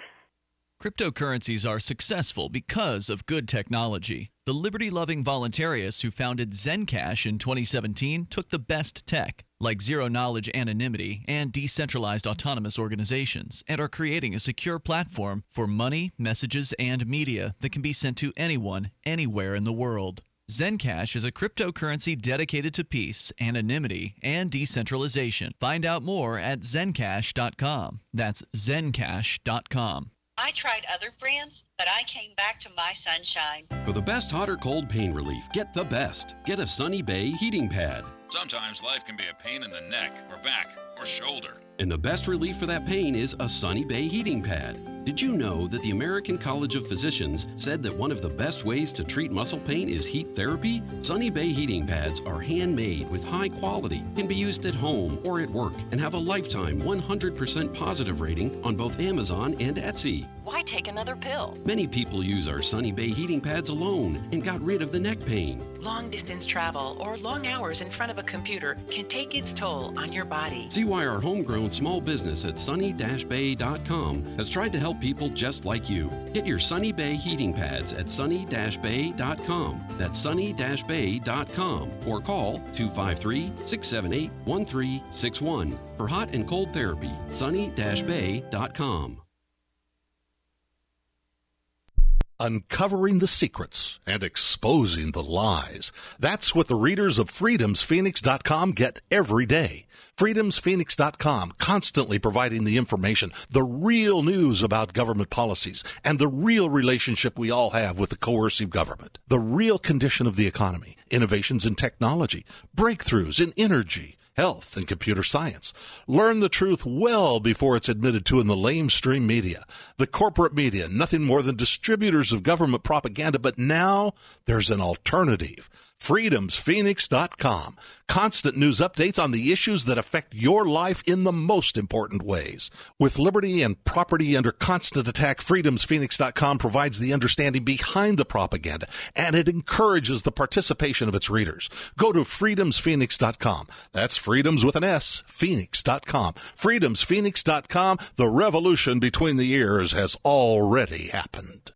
Did you know you can watch Free Talk Live during our live show 7 days a week from 7 to 10 p.m. Eastern via our studio cams at cam.freetalklive.com? Plus, you can chat with other listeners while you watch, all totally free. Now that our live video stream is hosted by YouTube, our video archives will be online even faster, so be sure to subscribe to our YouTube channel. Listen, watch, and chat all free at cam.freetalklive.com. That's cam.freetalklive.com.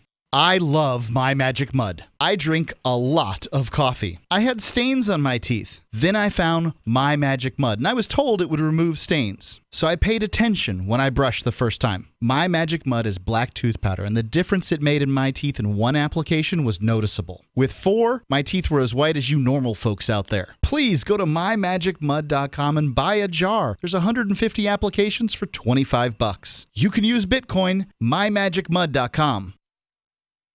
Do you love Twitter? Make sure you favorite the LRN.FM Twitter account so you can receive our tweets at twitter.lrn.fm. That's twitter.lrn.fm.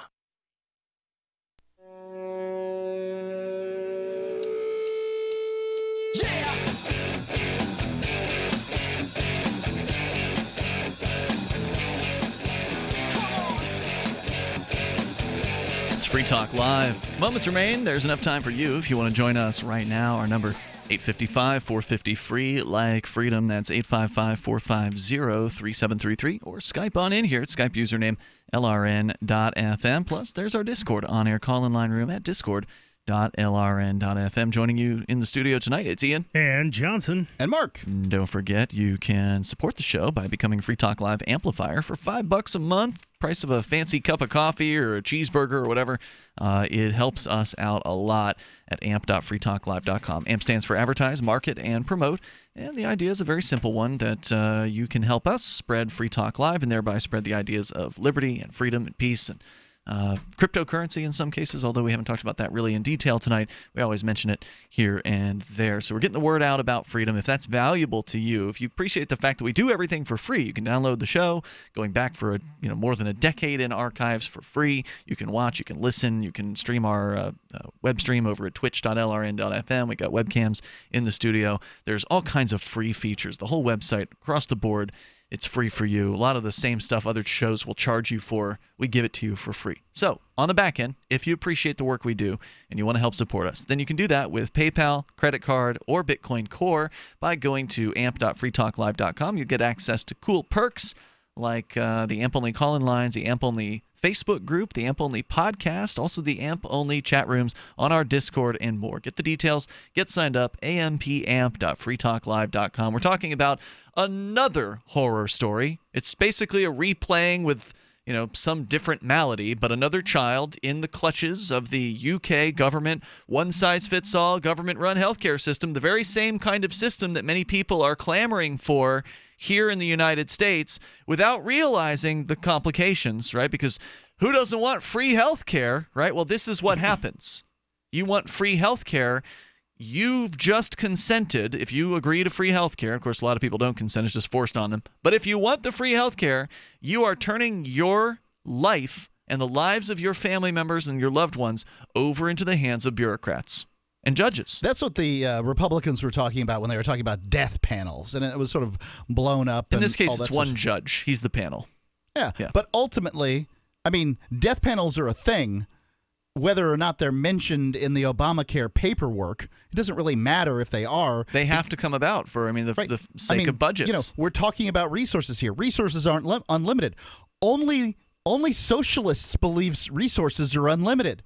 We'll just get the rich to pay for it. We'll just take all this productivity and focus it on the things I want to focus it on because that'll work. Well, it didn't happen in this case. You failed economics class. Go back and try again. Yeah, they're not.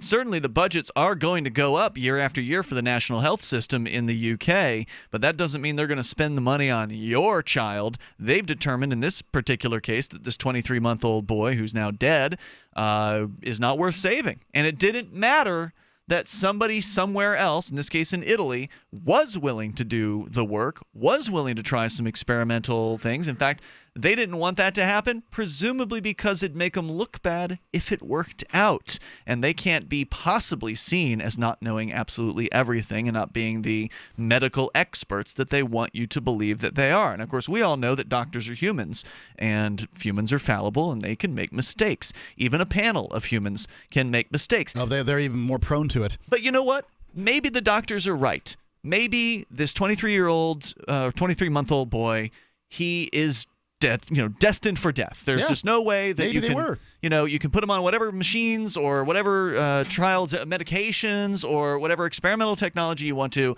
He's going to die a painful, horrifying death, and they're absolutely right.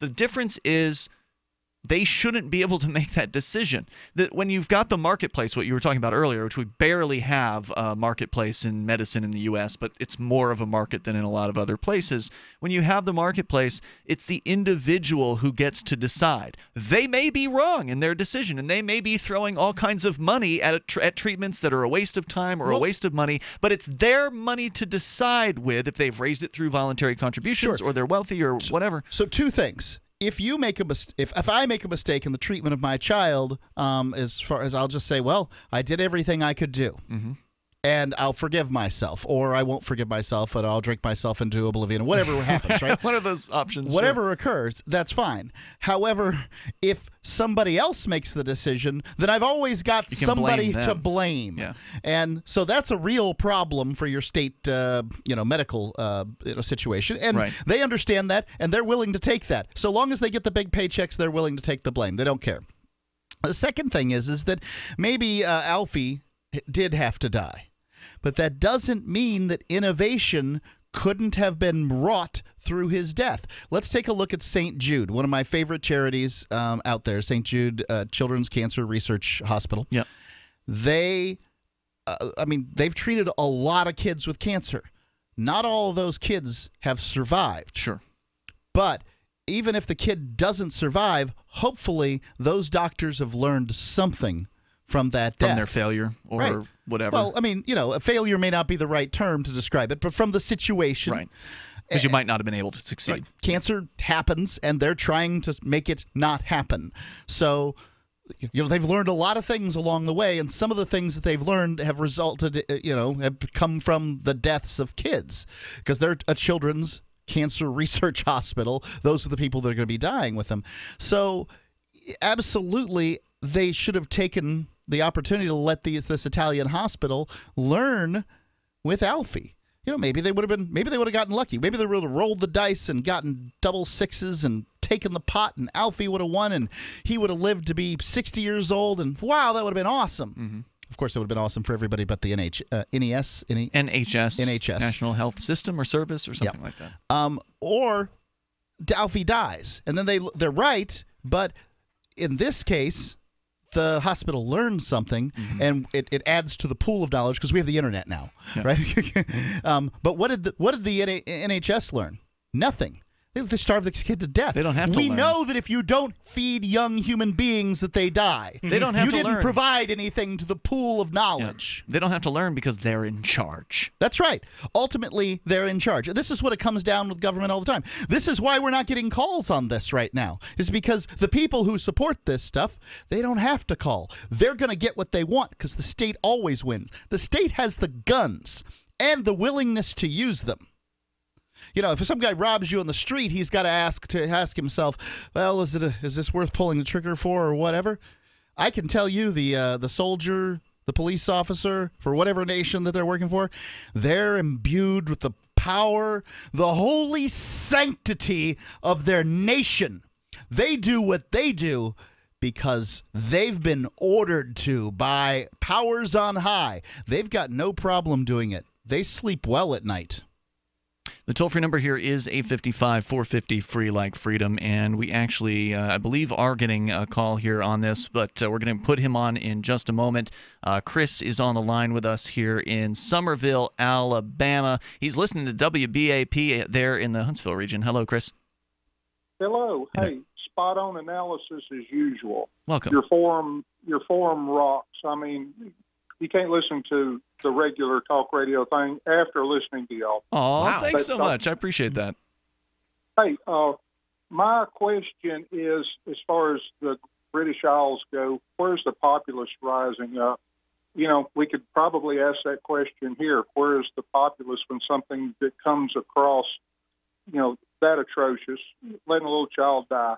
Well, they did. There were protesters, right? There was a lot of apparently angry people who had gone to the Children's Hospital protest, and that's why they brought out the shock troops and they didn't throw rotten tomatoes at the cops. Formed a police line to prevent some of the protesters from even, breaching access to the hospital and even going inside. So the protesters were crushed in this particular case, is what it sounded like.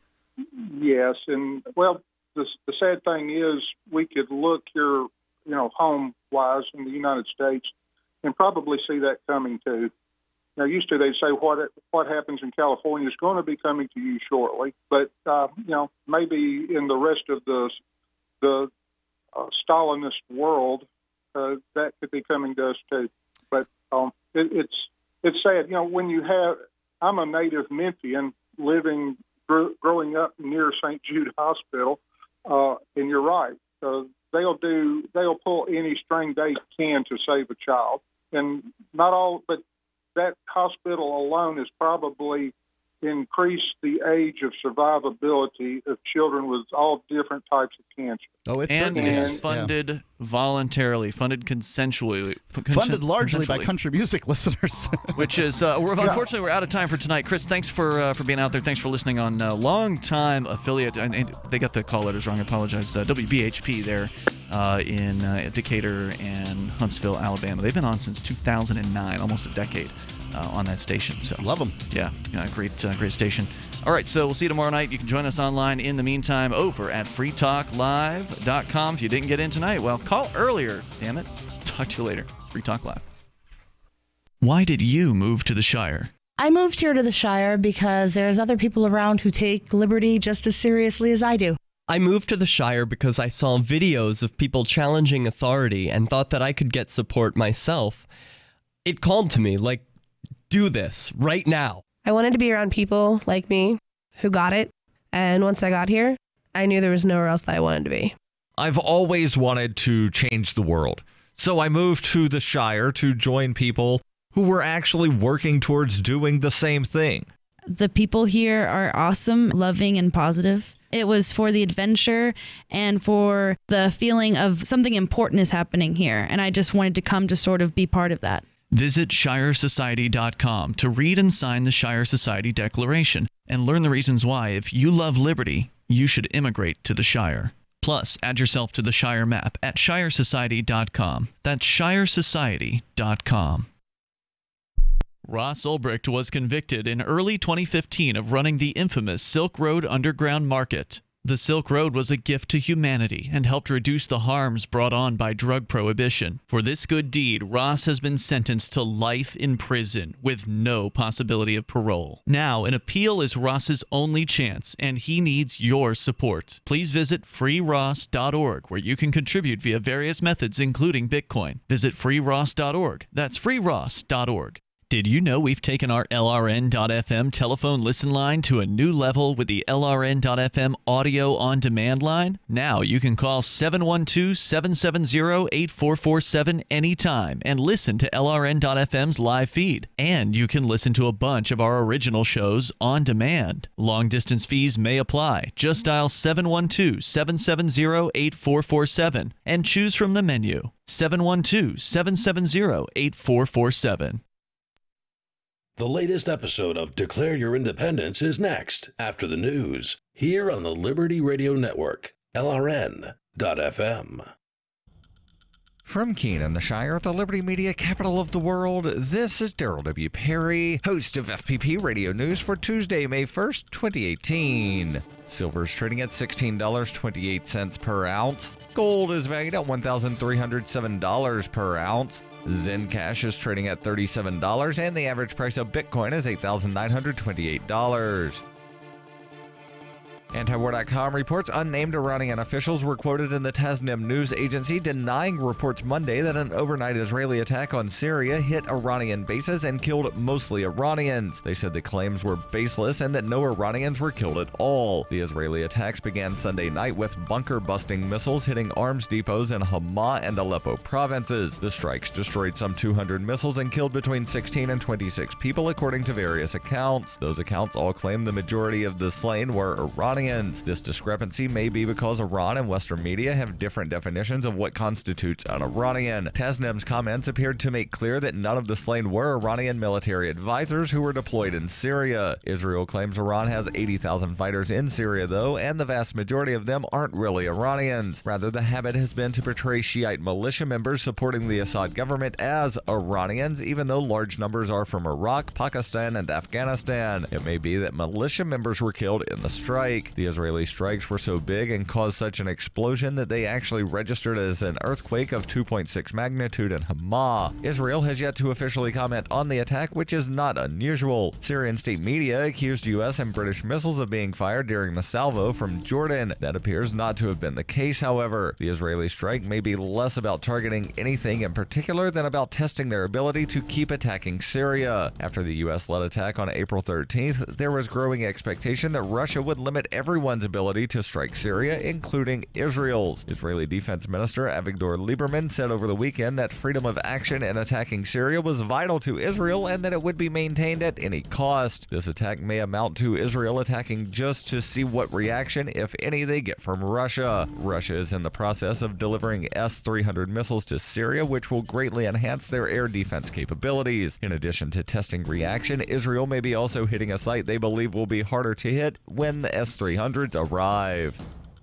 For over 40 years, Roberts & Roberts Brokerage has been a trusted source for buying and selling precious metals. Gold, silver, platinum, and palladium. They don't feed the banks. They're Bitcoin preferred and have removed the minimum purchase amount for all orders paid in the digital currency. Call Roberts & Roberts Brokerage today for knowledgeable advice on buying and selling precious metals and a forward-thinking approach to new technologies. 800-874-9760 or visit online at rrbi.co.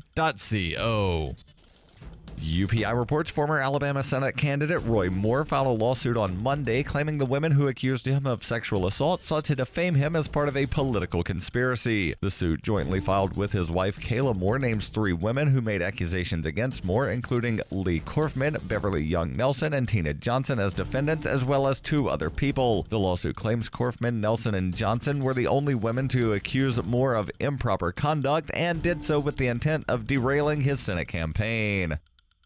Zencash is an end-to-end encrypted system with zero-knowledge technology over which communications, data, or value can be securely transmitted and stored. Zencash has one of the most distributed node systems of any cryptocurrency. Zencash is a platform for cryptocurrency and communications built by voluntarists for voluntarists, with the ideas of voluntary interaction being written into the white paper no less than half a dozen times. Learn more at zencash.com.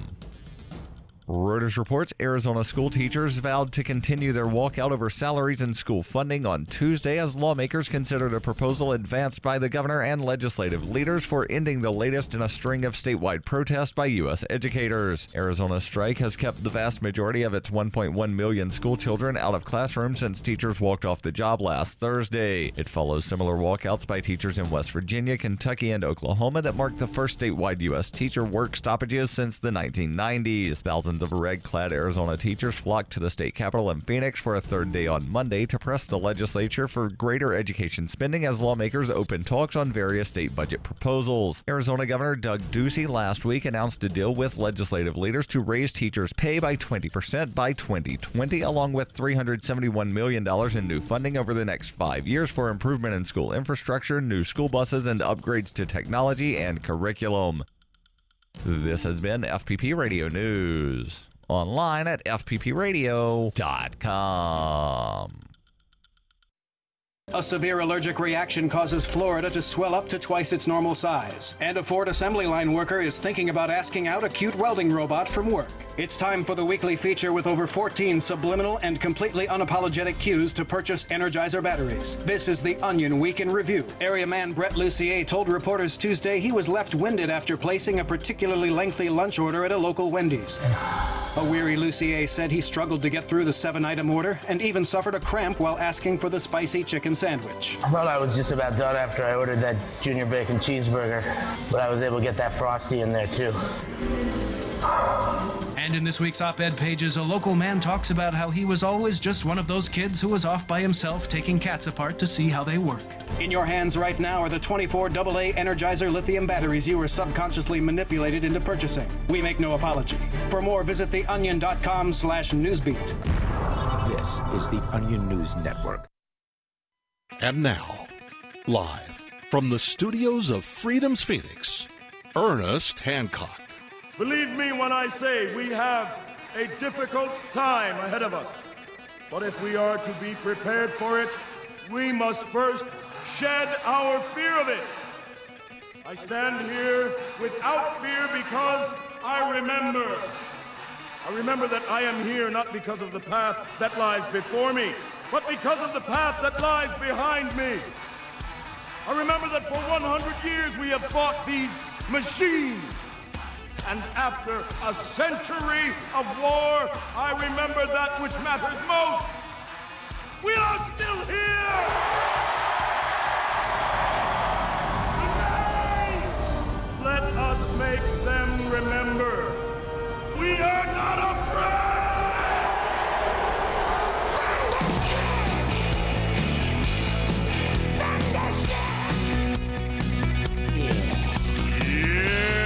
No fear!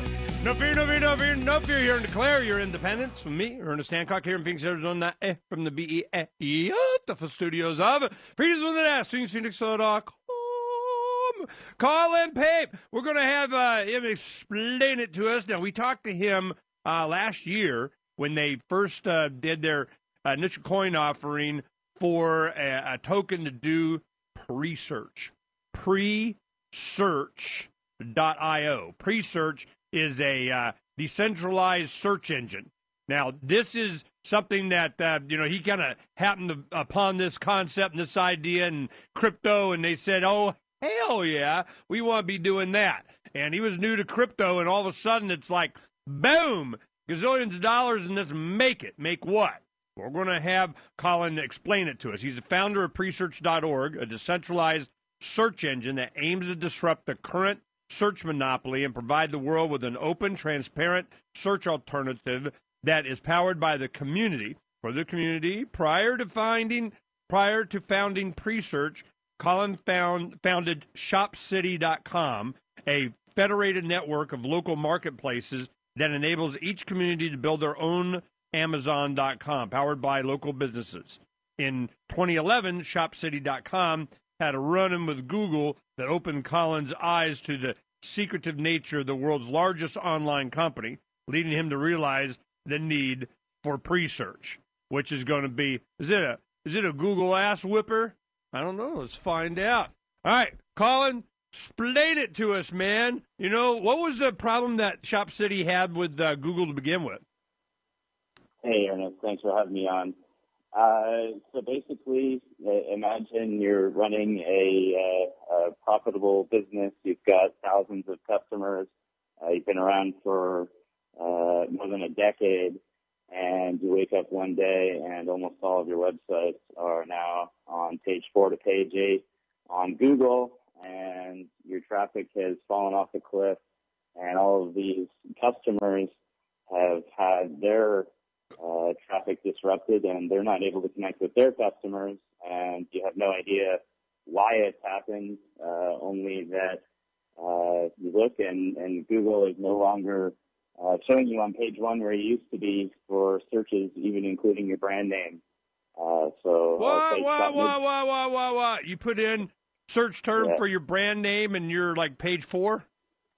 Yeah, exactly. So what up with that? Yeah, a site that's been around for more than a decade. It went online in April of 2000. It's got, more than half of the businesses in the community participate. It's got partnerships with local government. And you search for shopmidland.com, and it's found on page 8.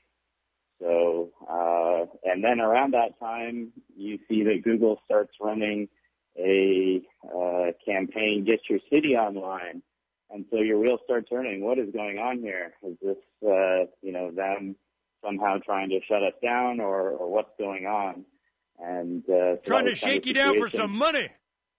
Well, you never know, right? No, I do know. They're trying to shake you down for some money. You want that? Well, I'm sorry, you're getting like a free ride here. We're going to delist you until you pay to list you. It's like Facebook getting, they're your friends. It's just going to cost you to talk to them. Exactly. Crazy. So, that was... well, then what, how happened. did you approach Google? Did you say, look, what's the, what did you change? What did you, and they go, none of your business, but for $100, we'll fix it for you? I mean, what was the outcome? Yeah, that would have been awesome if it were that simple. Fact is there was really no way to contact anybody there. We tried, every avenue, and